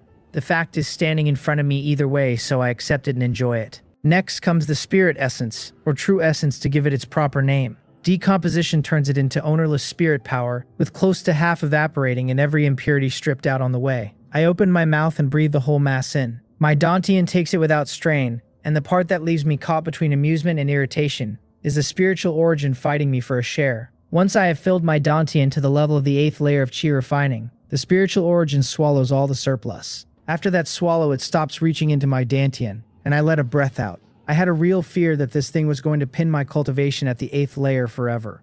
So I break through where I stand, since nothing gets past the Great Formation and safety is not a question in here. The dantian barrier stretches open under me again, and this will be the last time I ever get to do it. Past foundation establishment and golden core, the work becomes refinement of true essence and magic power. The dantian stops growing easily, and the barrier hardens year on year. Rupture it then, and every scrap of cultivation goes with it. So I take the chance while it exists, and put everything I have into the stretch. That is when the spiritual origin moves. It gives off a rhythm of the great Tao. My water, fire, and cloud momentum, together with the power of the water and fire concepts, all charge the barrier to force it wider.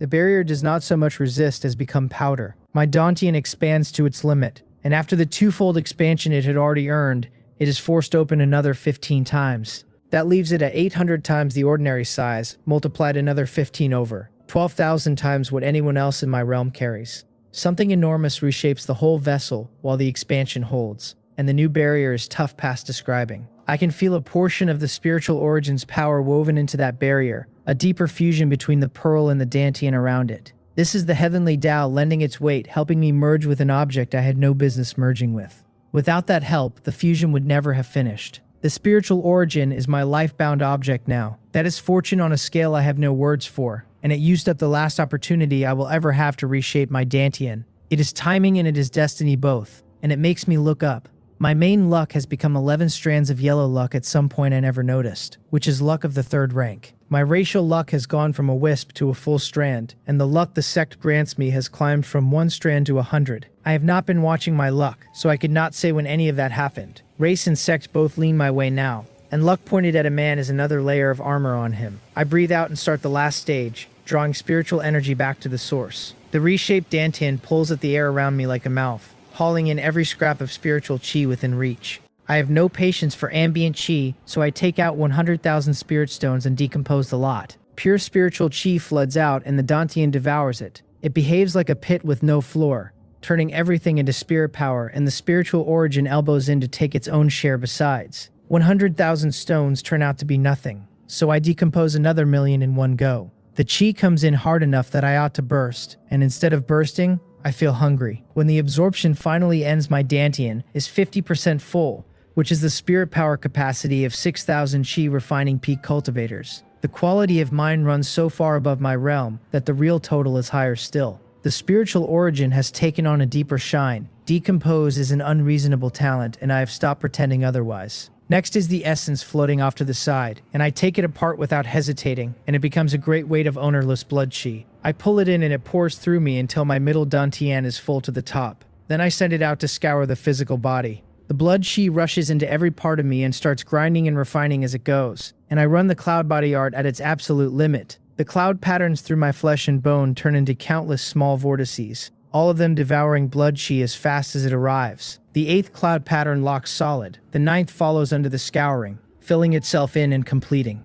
My body refining cultivation has never had a day like this one. The demonic cultivator only carried early stage foundation establishment in his body, and decomposition and purification cut the quantity down hard. What was left still dwarfed everything I had. It carries me to the peak of body refining in a single run, with the 9th cloud pattern finished, and then the blood chi runs dry. His blood chi was thick with impurities, and even decomposed and then refined again through the cloud body art, it falls short of pushing me into the body refining foundation establishment realm. It still saved me several decades of grinding, which makes this a generous gift from a man I never once spoke to. His soul is last, and I decompose that too. Outcome ownerless soul power, a thick earth demonic technique, spell comprehension, and momentum comprehension.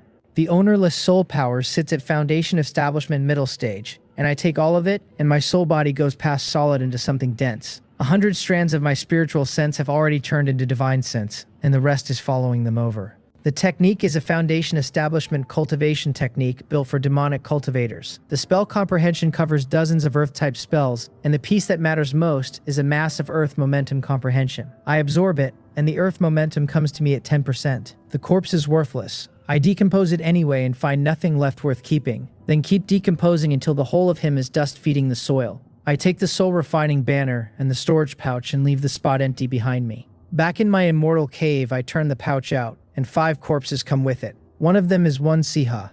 So the entire group walked into that demonic cultivator, and every one of them died for it. Then the answer arrives on its own. I stripped Wansia's luck off him in my own reception room barely a day ago, and a man without luck walks into whatever is waiting for him. I shake my head at that and decompose all 5 bodies. 5 spiritual roots come out, the metal one at medium grade and the other 4 at low grade. I have been curious for a while about what a spiritual root breaks into, and now I have 4 spare ones to find out with. I point at a low-grade water spiritual root and take it apart. Golden light flashes and leaves 2 things behind, a water spirit rune and a spirit platform. The rune carries no grade at all, and all it claims to do is connect with heaven and earth. It is a strange character, one I have never learned, and the meaning arrives in my head the moment I see it. Water. I have met something like it before. A demon rune sitting inside the bloodline talent abilities of a demon beast, except that one was shaped like the beast itself rather than written like a character.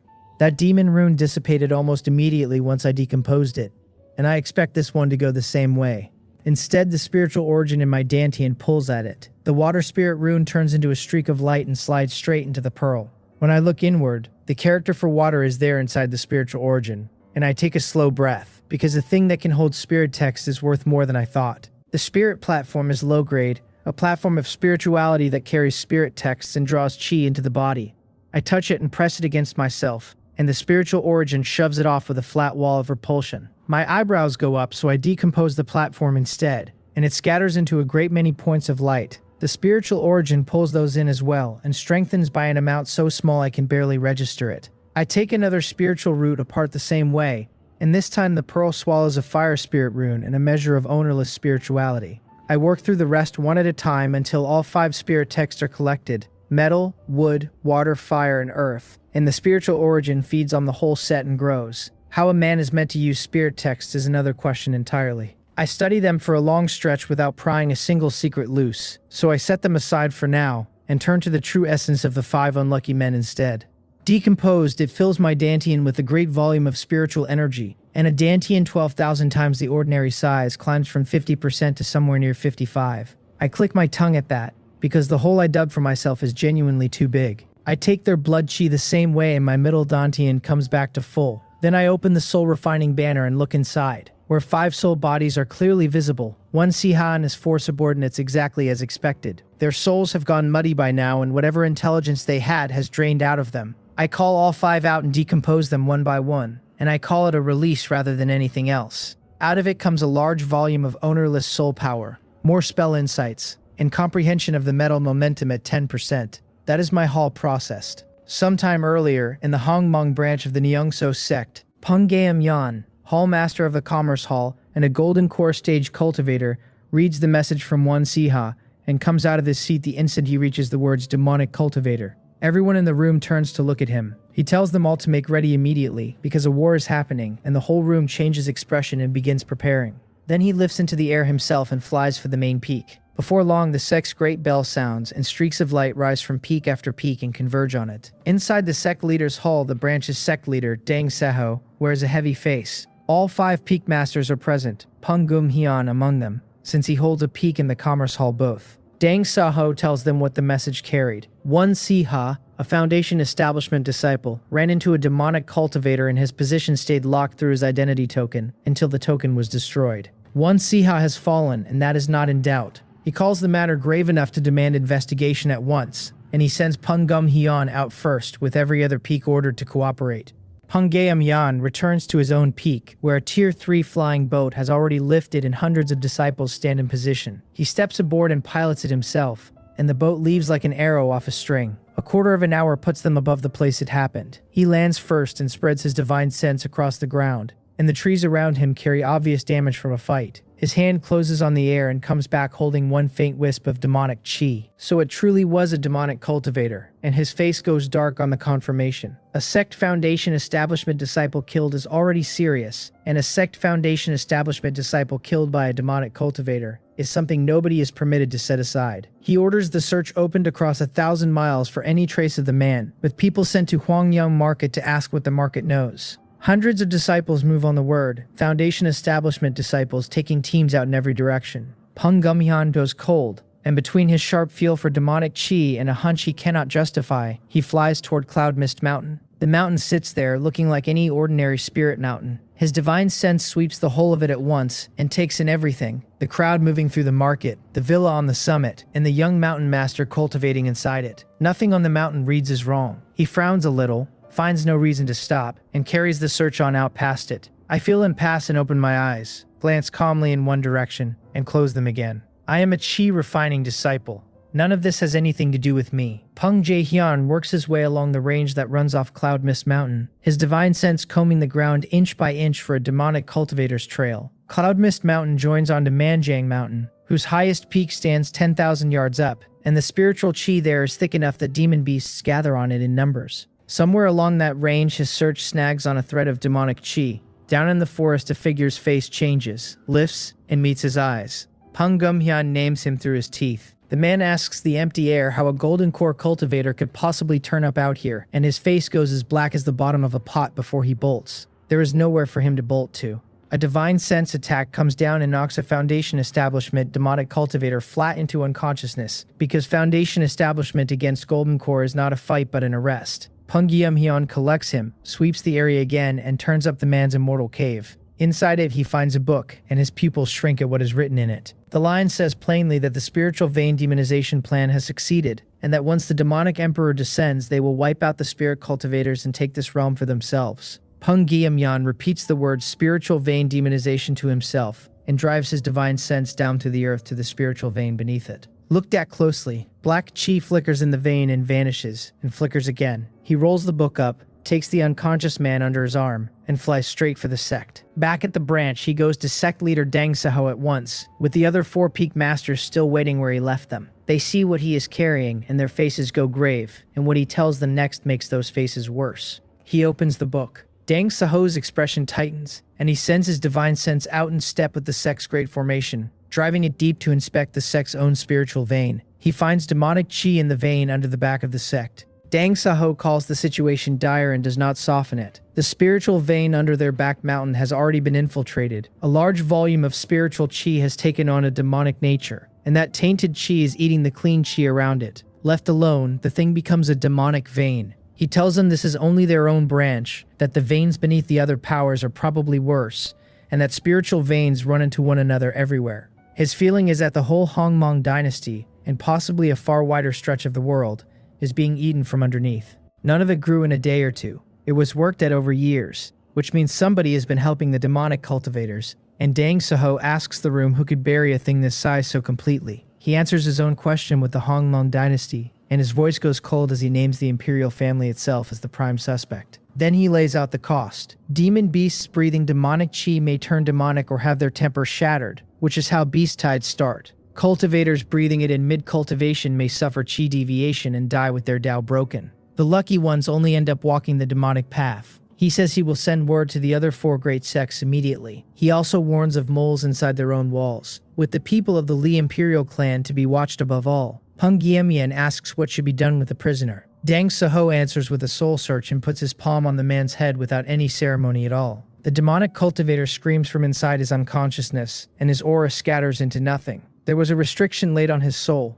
Dang Saho says flatly that they came prepared, that the book was left to be found, and that the demonic veins had grown too big to hide. He sends the message out. At the Hongmong branch of the Fallen Cloud sect, branch sect leader Shim Song reads that message and rings the bell to bring all 5 of his peak masters down. 4 of them arrive. His face sinks and he asks where Li Songgong is, and the peak master of Jinak Peak repeats the question back at him. Startled, Shim Sung sends a communication token message that goes down like a stone into a well. He works the formation to feel out Gumhwa Peak and Treasure Peak, and there is no trace of Li Songgong anywhere in either. He goes up into the sky and makes for Li Songgong's immortal cave, with the 4 peak masters trading looks and following. He breaks the door open by force, and finds the place stripped bare. Somebody finally asks him outright what has happened. Shim Sung tells them Dang Saho's news. Demonic cultivators have surfaced. Demonic chi is spreading through the spiritual veins. Moles sit inside the sects, and the situation is as bad as it sounds. The 4 of them understand at once why one missing peak master mattered so much. Shim Seong turns the formation on the sect's spiritual veins and reads all of them at once, and his face changes. He is at the back mountain a moment later, staring at the great heap of refuse that has never held a scrap of spiritual chi, and the look on him goes past gloomy. His palm comes down and the whole pile is annihilated, leaving dark brown ground,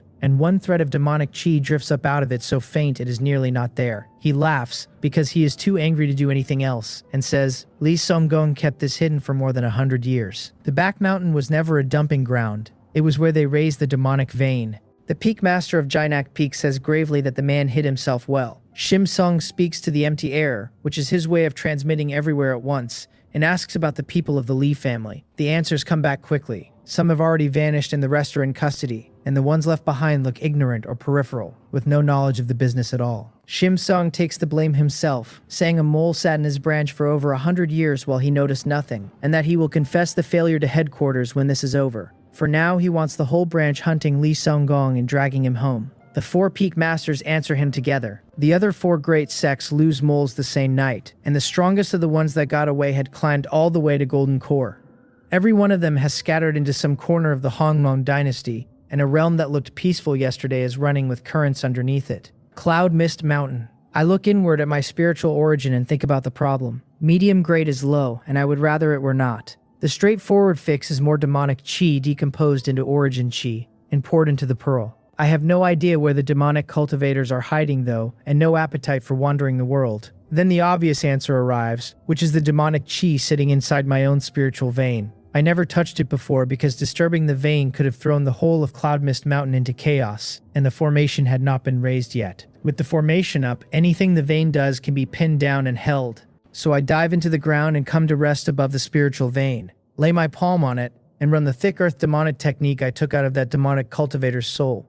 Cultivating the thing is out of the question. Using it as a hook to draw demonic chi is simple enough. The demonic chi has driven deep into the vein, deep enough that even a real expert would struggle to pull it out without wrecking the vein along with it.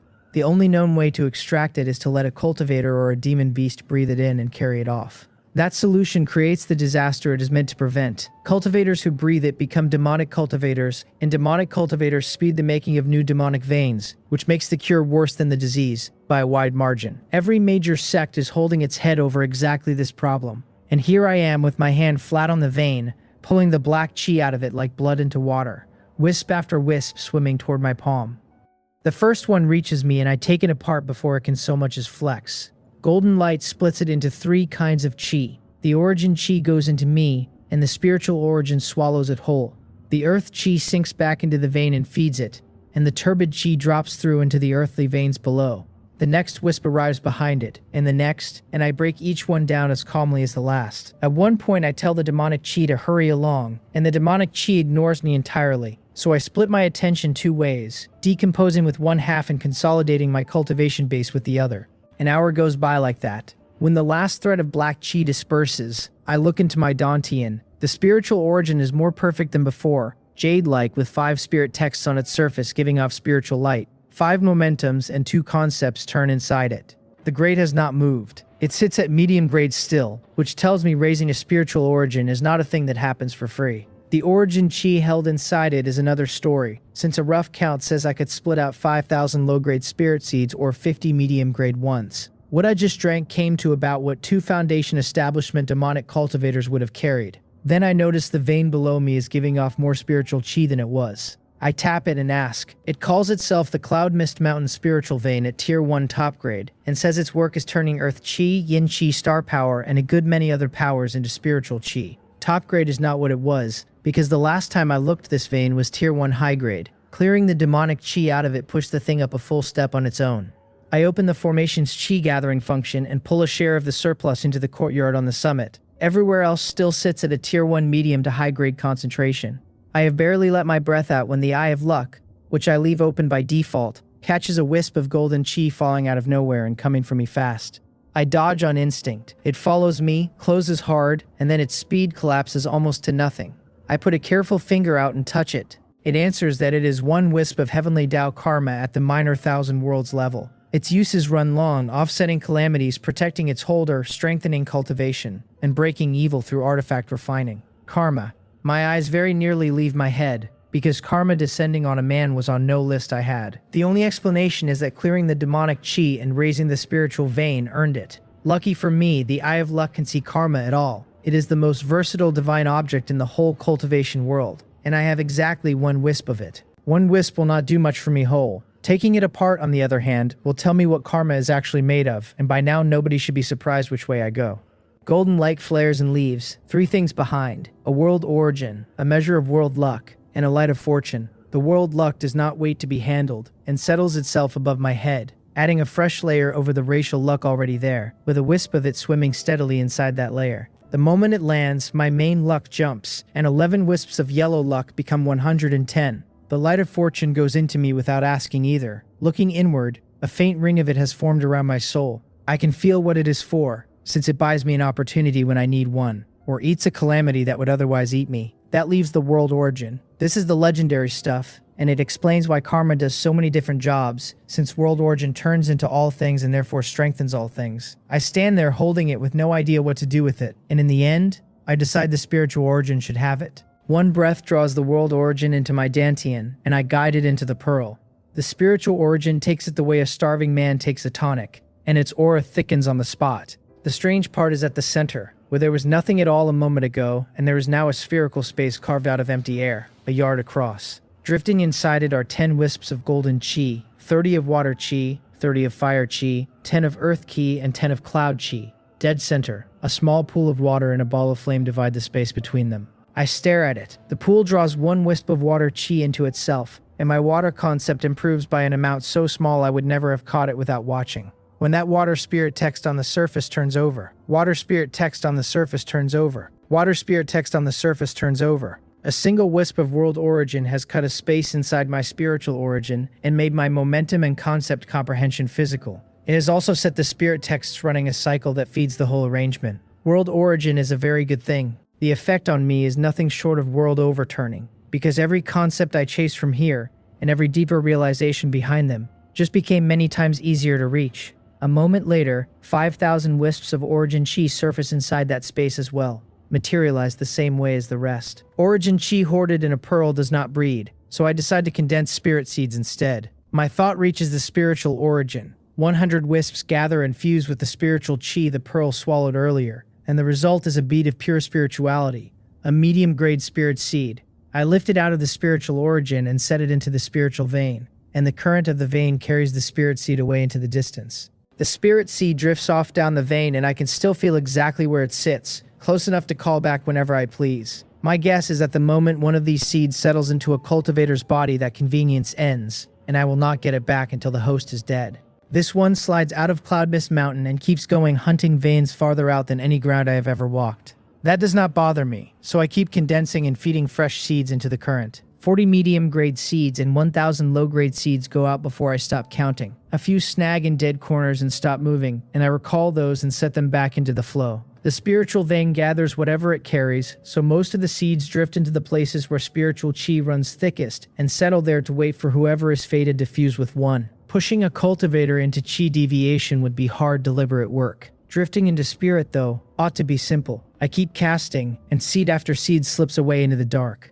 One of the medium-grade ones rides the current all the way to the spiritual vein of the falling cloud sect. On Jinak Peak, in the quarter set aside for formal disciples, Seo Chungsen sits so deep in his cultivation that nothing outside the room reaches him. He carries a medium-grade dual earth and wood spiritual root, and the method he runs is a modified one, the chi-refining chapter of Jinak Peak's own Jinak treasure record. His cultivation still stands at chi-refining level 4. Bang Wan, Han Jamuk, Yu Gum, and Li Mongyo came out of the same cohort, and all 4 have already reached level 5. He cannot work out how they cheated their way there. He has been swallowing high-grade chi-gathering pills one after another, and the gap has not closed by a hair. So he refuses to fall behind any further. He cultivates day and night, and the Jinak treasure record recovers him fast enough that he never stops. The state he reaches looks much like a man entering the demonic path. His peak master, worried that something will go wrong, comes to inspect him personally. What he finds is a disciple who behaves like a madman, but whose technique runs perfectly steady underneath. A young man who is simply working himself too hard.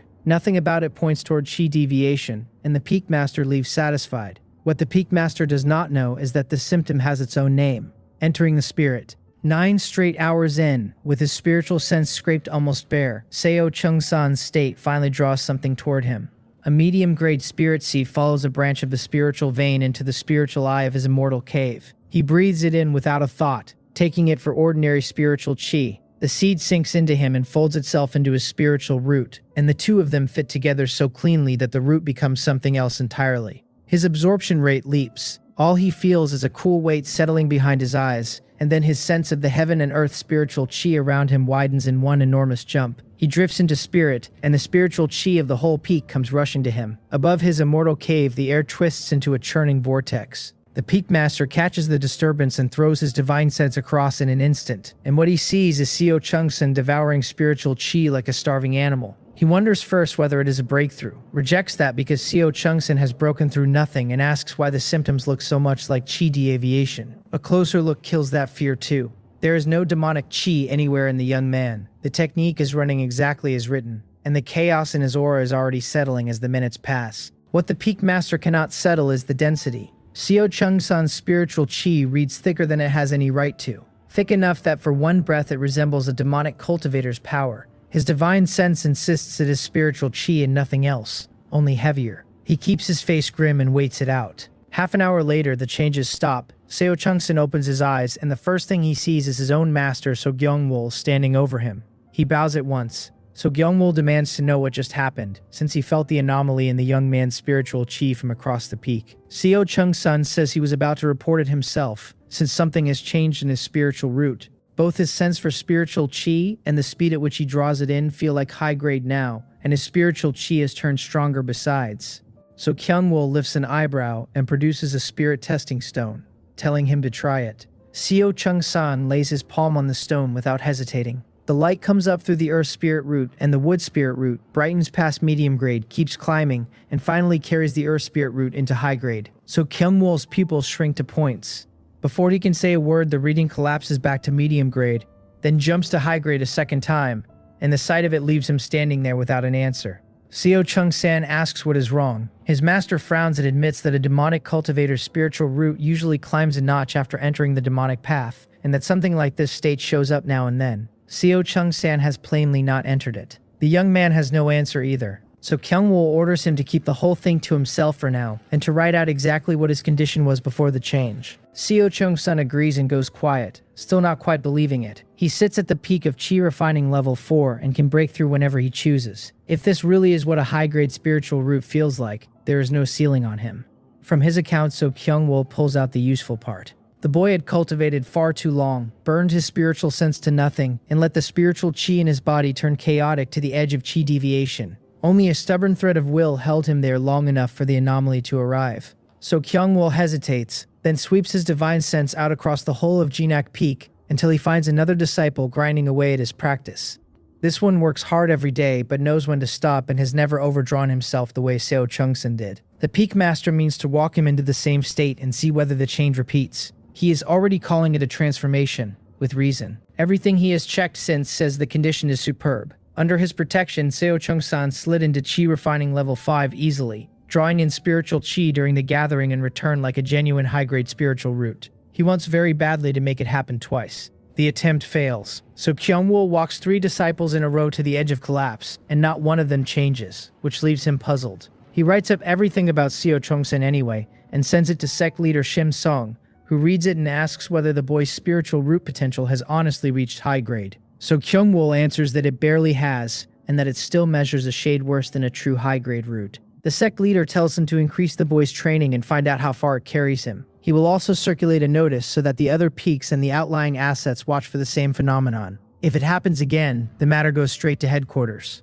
So Kyung-wol asks whether the demonic cultivators could be behind the change. Shim Seong lifts an eyebrow and asks whether he is calling it a plot. So Kyung-wol says he cannot rule that out, but what he actually suspects is the opposite, that the pollution of the spiritual vein caused a mutation nobody planned. He points out the old saying that an antidote grows within 7 steps of any poison. A fouled spiritual vein would answer with changes of its own. An enriched spiritual chi might condense into a spirit object built to restrain demonic chi. He has felt Seo Chung-san's power himself, and it resembles demonic power in shape while running the exact opposite way in nature. The sect leader looks genuinely surprised and asks the old brute when his brain got so sharp. So Kyung-wol's face goes dark and he retorts that his brain has always been sharp, and that he has already reached major achievement in the Golden Core chapter of the Jinek treasure record. Shim Seom laughs, then turns serious and grants that the guess is not impossible, in which case the crisis might turn into an opportunity, perhaps even one big enough to bring people down from headquarters. So Kyung-wol says that would suit him perfectly, since it would mean the end of worrying about demonic cultivators at all. Cloud Mist Mountain. I give the spirit seed no further thought and go back to my immortal cave in Cloud Mist Villa, where Li Xinhui is already waiting outside the door. I tell her to come in and the gate swings open for her. She reports straight away, tight with nerves, that the spiritual chi concentration inside the villa has changed abnormally. I wave it off and tell her it was my doing and she can stop worrying. She stands blank for a second before her shoulders drop, then asks how long the new concentration will hold. I tell her this is simply what the villa is now, and that the disciples should be told to make good use of it. She lets out a breath. When I ask about the market, she says it is running well, with 1,300 loose cultivators settled in. Their realms are low, only 6 of them above Chi refining level 4. And the one real problem is manpower. She asks whether she may hire some of the loose cultivators as temporary help. I tell her to go further and enroll a batch of them outright as outer sect disciples. They stay off the Fallen Cloud Sect registry and go only onto the Cloud Mist Mountain Outer Sect roll at 10 spirit stones a month with Scripture Pavilion exchange rights. She answers gravely that she understands. I tell her to run the market properly, and above all not to let the recycling house slow down, because the stranger and more useless a thing looks, the more I want it bought. Spirit stones are not a constraint. Her own cultivation is not her problem either, since I will be covering it, and I hand her a storage pouch and tell her to open it. She takes it looking faintly lost, sends her spiritual sense inside, and finds 3 bottles of medicinal pills, 2 of them labeled top-grade Chi Gathering Pill. She goes completely still. I tell her the Chi Gathering Pill is hers to swallow, because Chi Refining level 5 is far too low for the position she is holding. The top-grade Chi Nourishing Pills are for the shelves, one at a time, put out in the 100 Treasures Hall and sold for Cloud Mist coins and nothing else. She takes a slow breath, says she understands, and withdraws with a bow. Watching her go, I think about how much of this mountain rests on people whose loyalty I have never tested. Confidants are something I will have to grow, but even the most loyal person alive keeps the option of betrayal, and a spirit beast does not. So I send the call out to all 12 of them. They come in one at a time. 2 disciples are guarding the villa gate when a thunder-winged tiger comes barreling up the road. They nearly strike before they catch sight of the jade plaque at its throat and scramble aside.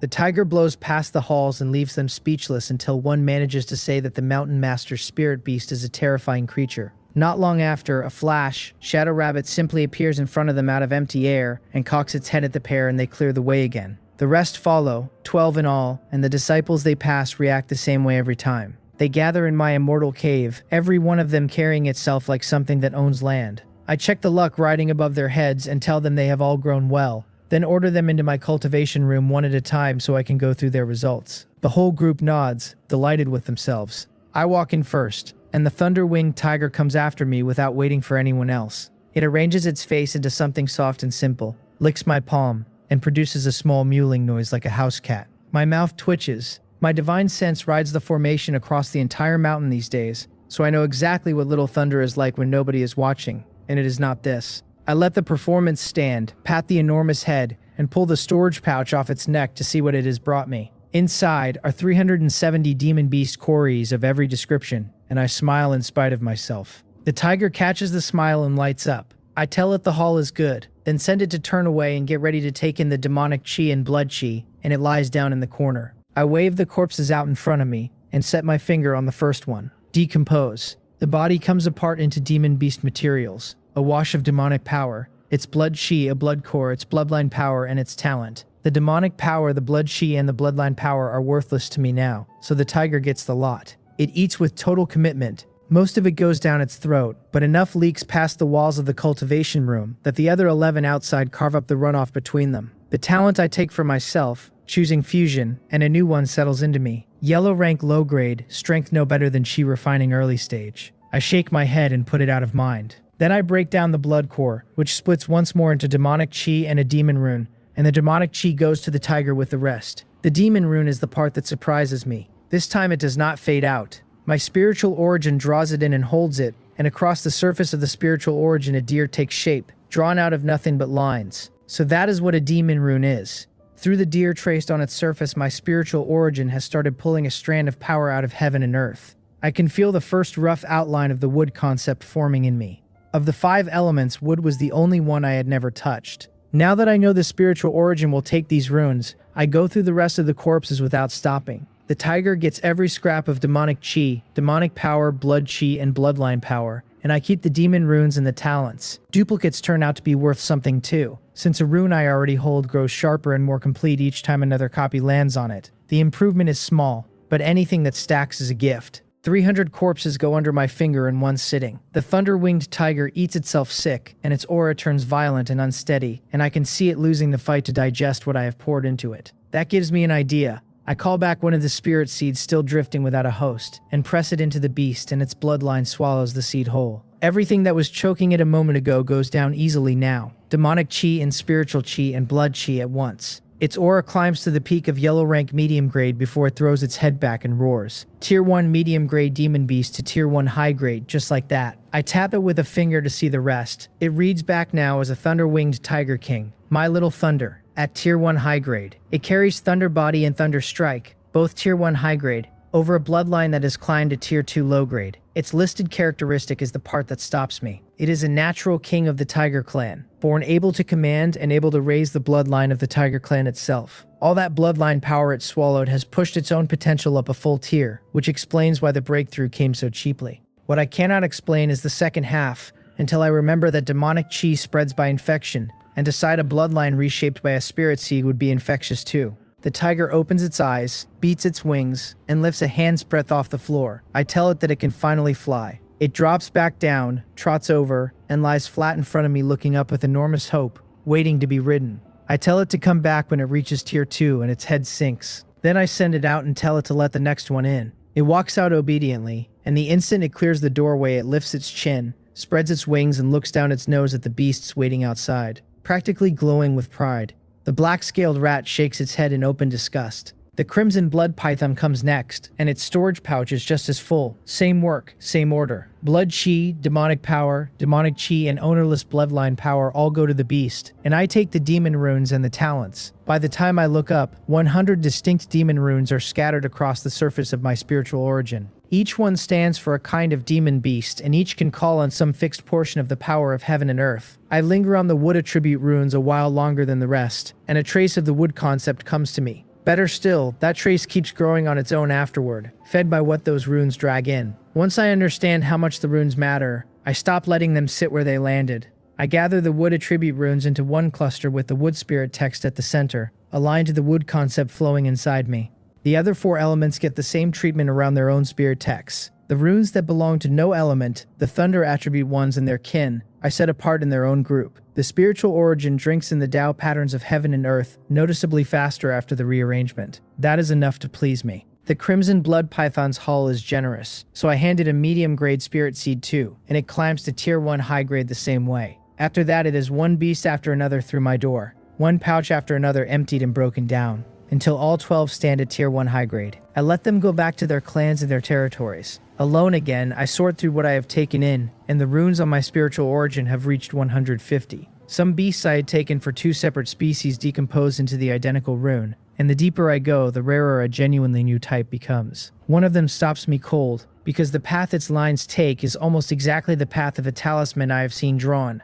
I lay out a sheet of blank talisman paper.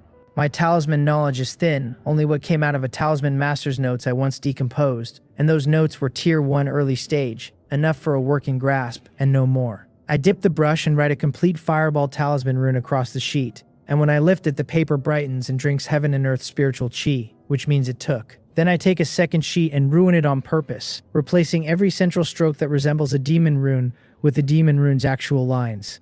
The original markings were a tangle with no visible logic to them. What sits in the middle of the new sheet is a firebird with its wings open, and the work of making it feels less like inscribing a talisman than like painting one. It absorbs anyway. It absorbs more than the first one did, so I fire them both. The plain fireball talisman throws a fist-sized ball of flame at a respectable speed. The altered one throws a fireball the size of a face, and faster. I stare at the scorch marks like an idiot for a second. I changed most of the details and left the thing unrecognizable, and instead of failing, it came out several times stronger. Demon runes work inside talismans. The obvious guess is that the cultivators who invented these talismans stumbled into trajectories echoing demon runes. That is why their work can call on the power of heaven and earth at all. If that is true, spirit text should do the same job. A man willing to rebuild the whole art from runes and spirit text upward would be walking a road nobody has walked. I sigh at my own workload.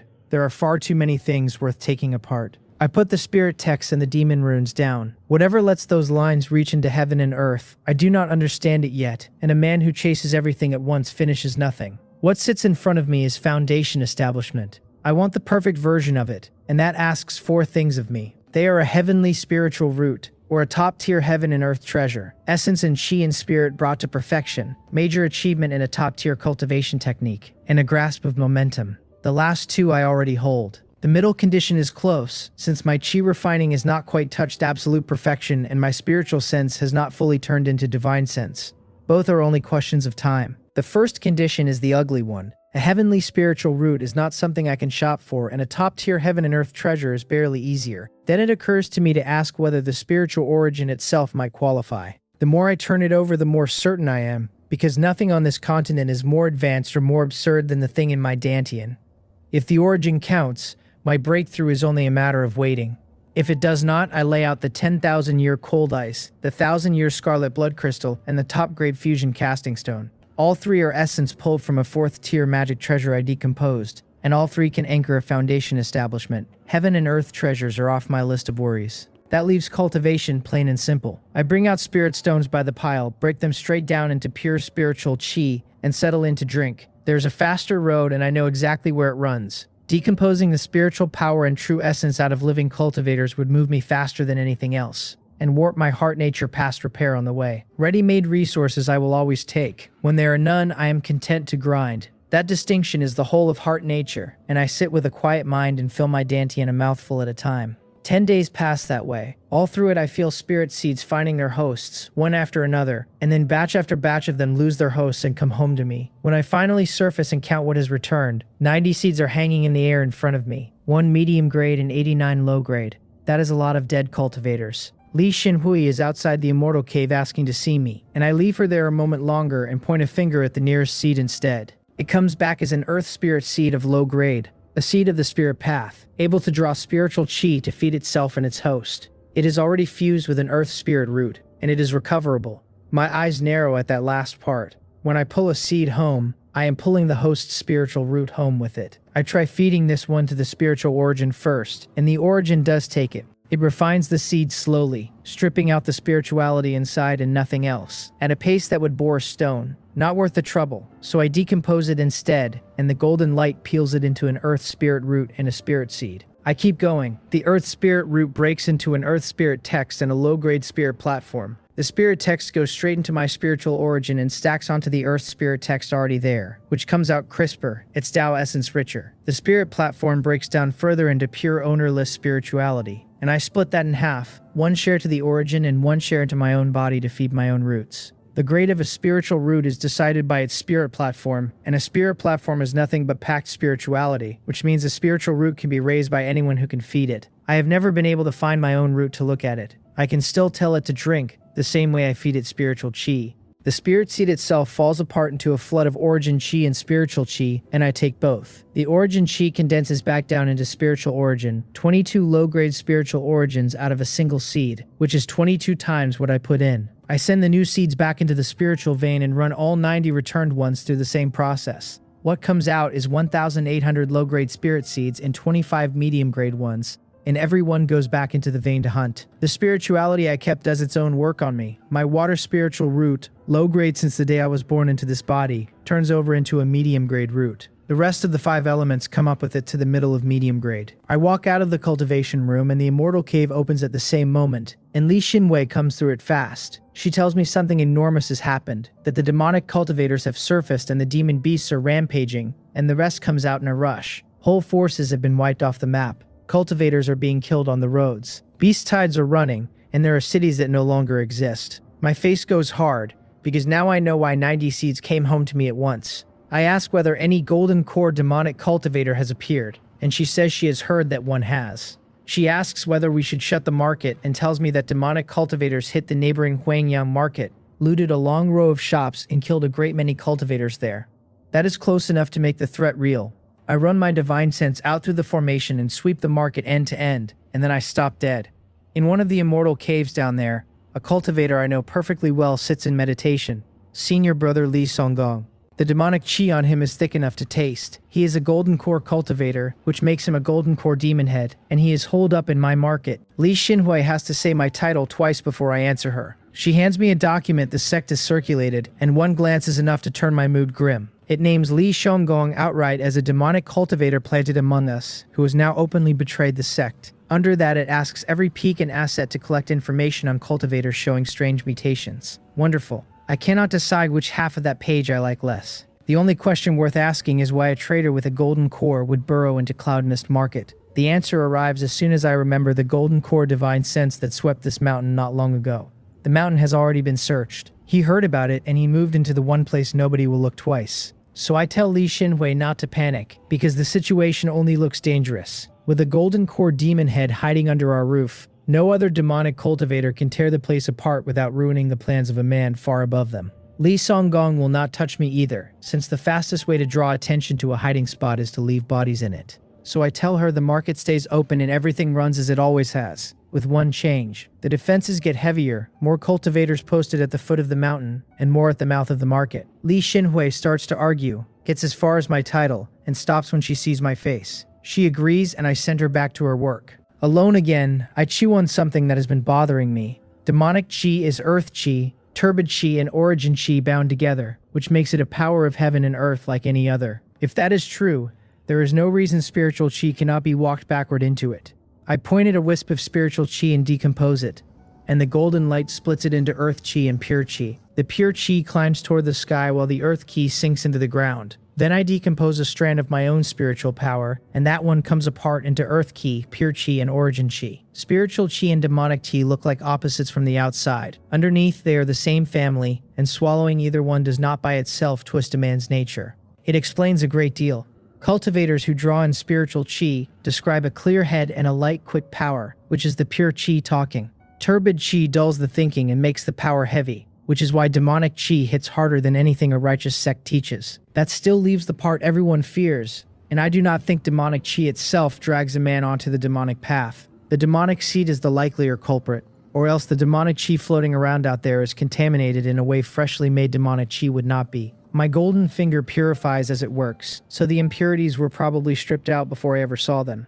Every wisp of outside demonic chi I have met carried a nasty half-awake will that crawled toward anything alive. Nothing that behaves like that is a simple power, which means the fix is obvious. If the borrowed stuff is poisoned, I will make my own. I am not going to sit in my cave and wait for a golden core demon head to decide what I am worth. Li Sunggong is a demonic cultivator, so I will be a demonic cultivator too. And men on the same side of a line do not usually murder each other. It is insurance and nothing more, but the world outside these walls is not safe. A fake demonic cultivator sitting quietly on Cloud Mist Mountain may be the safest man in the prefecture. So I go down after the two things I would never have touched a month ago.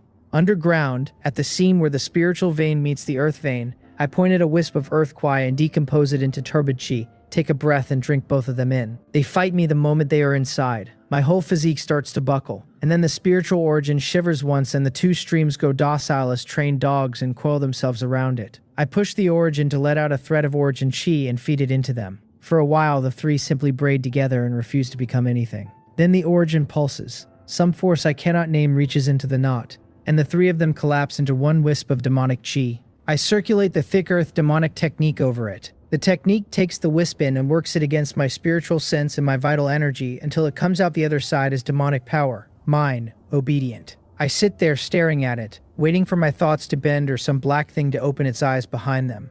Nothing happens. The demonic power runs my meridians as smoothly as spiritual power ever did, and the spiritual origin absorbs a portion and folds it in without complaint. Somewhere under all that, I can feel that condensing a demonic seed is within reach. Demonic chi is harmless. The demonic chi I condense myself is no different in essence from spiritual chi, one turbid where the other is pure, one heavy where the other is quick. Both are only a face worn by the same power of heaven and earth, and both are usable by anyone with sense. Demonic chi is poison, yes. Other people's demonic chi is poison. Every prejudice I carried into this cave flips over in one breath. I go back to work, pulling turbid chi and earth ki out of the dark, making my own demonic chi and refining it into demonic power. My Dantian was 7/10 spiritual power when I started. A corner of it now belongs to something else. Then a memory nags at me. Cultivators who fall onto the demonic path have their spiritual power flipped to demonic power within days, so the conversion runs in at least one direction, and I want to know about the other. I let the two powers touch. When spiritual power holds the greater share, it drags demonic power back across the line and turns it, which I assume is turbid chi refined into pure chi.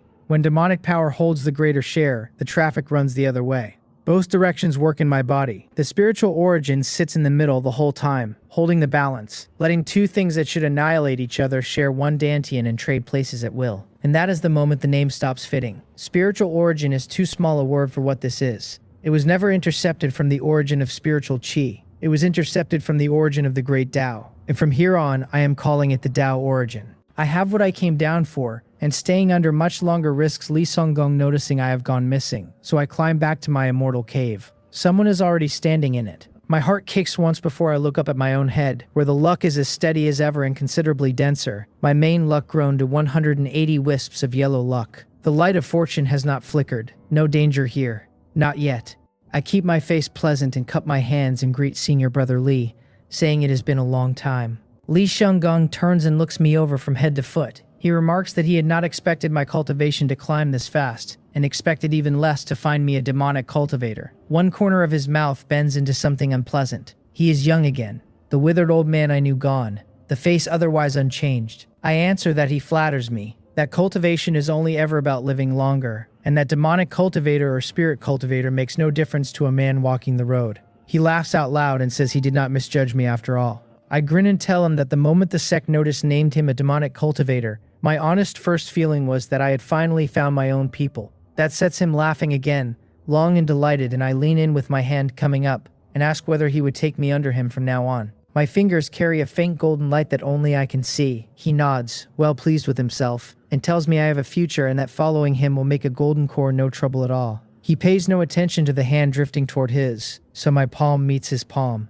and I close my grip and hold it there. I lower my eyes and thank him sincerely. Decompose. The golden light climbs out of the soles of his feet and swallows him upward, and not one thread of it is visible to anyone but me. Halfway up his body, he begins to sense that something is wrong. I catch the twitch before it becomes a thought and pull a slab of 10,000 forged cold iron out of my storage pouch. I ask him what the metal is, since I came by it half by accident, and it has always felt unusual. His head turns before he can help it, and his breathing goes heavy the instant he sees it. He asks whether that is really 10,000 forged cold iron, and reaches out and takes it. When the cold rolls through him, he credits the iron, never guessing that the light has already crossed his throat. With the slab in his left hand, he tries to pull his right hand back to turn it in the light, and finds that he cannot, because I have not let go. He blinks at me, confused. I smile and tell him I have no idea what to do with a material like that, and he may as well keep it. That buys me his satisfaction, and a comment about how generous his junior brother is. By then the light is over his scalp and moving through his hair. He lifts his head and asks what I am staring at. I take my hand back and tap one finger down on the crown of his skull. Decompose.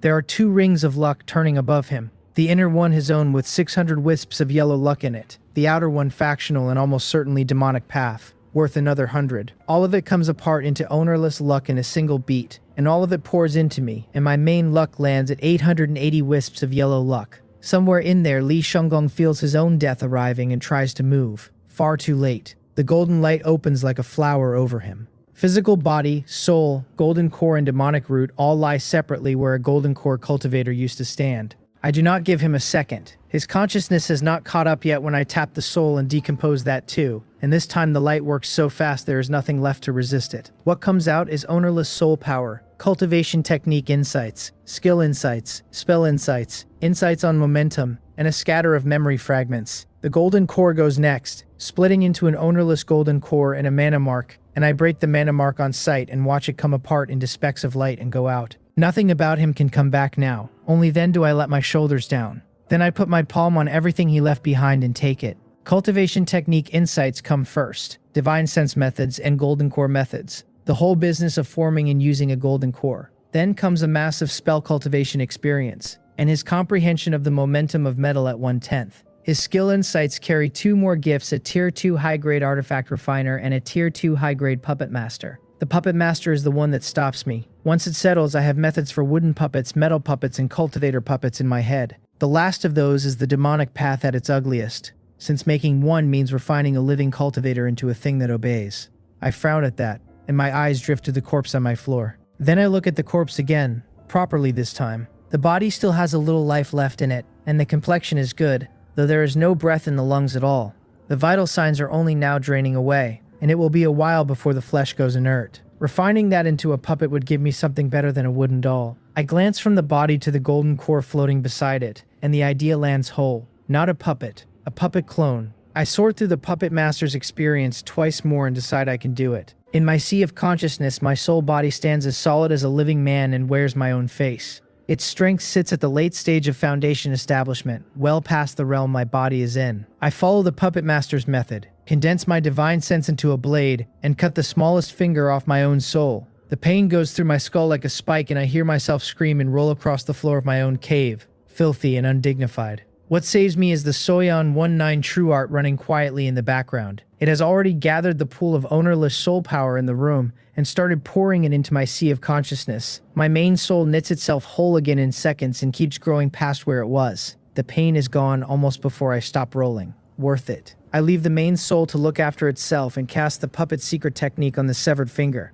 Divine Sense weaves secret patterns and burns them into it until the thing is a soul bead covered in script. Then I stand over Li Shunggong's body and cast again. The bead shoots out of me and dives into his empty sea of consciousness, circles once and settles at the center. It throws out lines of pattern in every direction until it holds the whole space. Doing this to a living host would be brutal work, because the host fights, and this one has nobody left inside to fight with. The bead takes the sea of consciousness cleanly, and the corpse becomes a puppet physical body. Then the bead splits, and a blurred figure unfolds out of it, sits cross-legged and begins circulating the Daeon 49 heavenly scripture. That was Li Shunggong's own divine sense technique, the finest the falling cloud sect has. The body answers it like a reflex, sliding into the golden core chapter on its own, without any instruction from me at all. That is his foundation, not mine. He built it over decades and carved it so deep into his flesh that the flesh still remembers what the man scraped out of it. Once the technique is running, the loose soul power still hanging in my cave rushes into the new sea of consciousness. The blurred figure firms up, and as it firms it stops looking like him and starts looking like me, and the stronger the split soul gets, the faster it eats. It races up to the late stage of foundation establishment, level with my main soul, and there it stops against something I cannot see. That is the ceiling of a puppet. A split soul leans on the main soul for its existence, so it can never climb past it and cannot advance until the main soul advances. If the main soul ever falls, the split one goes out with it. What I have made is a puppet and not a second primordial spirit, and I had better not forget the difference. I put everything into my main soul next, driving the divine sense technique as hard as it will run so the soul keeps drinking. Lee Sung-gong left an obscene amount of ownerless soul power behind, and my main soul rides it all the way up to the peak of Foundation Establishment. That opens the door for the clone soul and the puppet, so I let it feed as well until it stands at the same height. Half the pool is still sitting there untouched when they both stop. I seal the remainder into the soul refining banner, the one soul type spiritual artifact I own that can hold soul power. My body has not reached Foundation Establishment yet, and a golden core stage soul would crush the flesh it sat in. It will keep until I have a body worth putting it in. Only then do I look through the puppet's eyes. Two views open at once, one of Lee Sung-gong's body lifting its eyelids, one of my own body doing the same, and the two of us sit there staring at each other across my cave. The golden light of my golden finger shines over my main body and nowhere at all on the clone. Whatever else this thing is, its nature has not changed. It is a corpse that walks, with no potential in it, a living weapon, and nothing more. I take a few minutes to learn the feel of it. The body lurches on the first step and steadies within a couple of breaths, then walks itself over to the ownerless golden core, and I sink divine sense into the core and start the refining. The preliminary work goes fast. When it is done, I call the core back, swallow it, and let it drop into the puppet's dantian. It settles into the exact hollow it was grown in and fuses without the slightest friction. Then the pressure of a golden core cultivator rolls off that body, and my main body, standing 3 paces away, cannot breathe. I clamp down on it in a hurry. Once it is leashed, I have the core exhale a single wisp of demonic power into the air in front of my main body, and I break that wisp open. It splits into a mass of demonic chi and a great flood of pure spiritual power, and the demonic chi splits again into origin chi, earth chi, and turbid chi. I open my mouth and take all of it. This is the other reason I built a golden core puppet instead of eating what he left. Decomposing an entire golden core at once would dump more energy in front of me than I could swallow in a month, and most of it would be wasted. A thread at a time forever is worth more than a flood I cannot drink. The demonic root is next, and it comes apart into a medium-grade wood fire metal spiritual root and a demonic seed. The reading on the seed is better than I hoped. It is high grade, a seed of the demonic path sown by something the panel will not name, able to draw in demonic chi and origin chi to feed itself and its host. It is recoverable for reuse, like my own spirit seeds. I decompose it on the spot, and it yields a spiritual origin and a body of demonic chi. The demonic chi I break down and absorb. The spiritual origin identifies as medium grade, which is a small disappointment right up until I take it in. The Tao origin already sitting in my dantian reaches, for the new one and the two run together into a single thing. The aura coming off it changes so completely that I feel it in my teeth. It is advanced. Swallowing what came out of Li Shamgong has carried my Tao origin to high grade. The origin chi packed inside is so thick that even after paying for the promotion, I can condense 7 high-grade spirit seeds. That alone would have made the day worth it, and I have not even opened his storage ring yet. A divine sense imprint slaps my probe away the moment I try, so I tap it and decompose it, and it comes apart like wet paper. Then I am inside, and what I find is a storage space the size of a hilltop. Spirit stones first. A full dozen piles of them. 10 of those piles hold 100 million low-grade spirit stones each. 3 more hold 1 million medium-grade spirit stones each. One heap of high-grade spirit stones stands there like a small mountain. 100,000 of them. By the time I finish adding it up, the total comes to 3.3 billion low-grade spirit stones. There is a modest pile of top-grade spirit stones I nearly overlook. Only 300 or so, worth hundreds of millions on their own. Behind the stone sits everything else. Spirit medicine stacked in heaps, magical artifacts in heaps, talismans, materials, all of it sorted and labeled by somebody methodical. In the middle of the hoard rests an exquisite formation plate with an artifact spirit asleep inside it, shaped like a small dog. That is when it lands on me. Li Shanggong did not skim this. He moved the whole of Treasure Peak here, and the reason he spent all those years planted at Treasure Peak was so that one day he could. The Hongmong branch of the Falling Cloud sect keeps more hidden Golden Core experts than anyone admits, and for all I know, an Ascent Soul Elder or two, even a slice of the wealth of a force that size, is an absurd figure. Now it is mine. I look into my sea of consciousness for the light of fortune, and find that it has gone out at some point without my noticing. That answers a question I had been carrying. The only golden core demonic cultivator I have ever met happened to drag a mountain of treasure to my doorstep, walk into my cave alone, and let me take his hand. Calling that a coincidence insults whatever arranged it. The light of fortune turns disaster into opportunity, and my luck did the rest. so the heavens are evidently on my side this season. My only real problem now is how to digest any of it.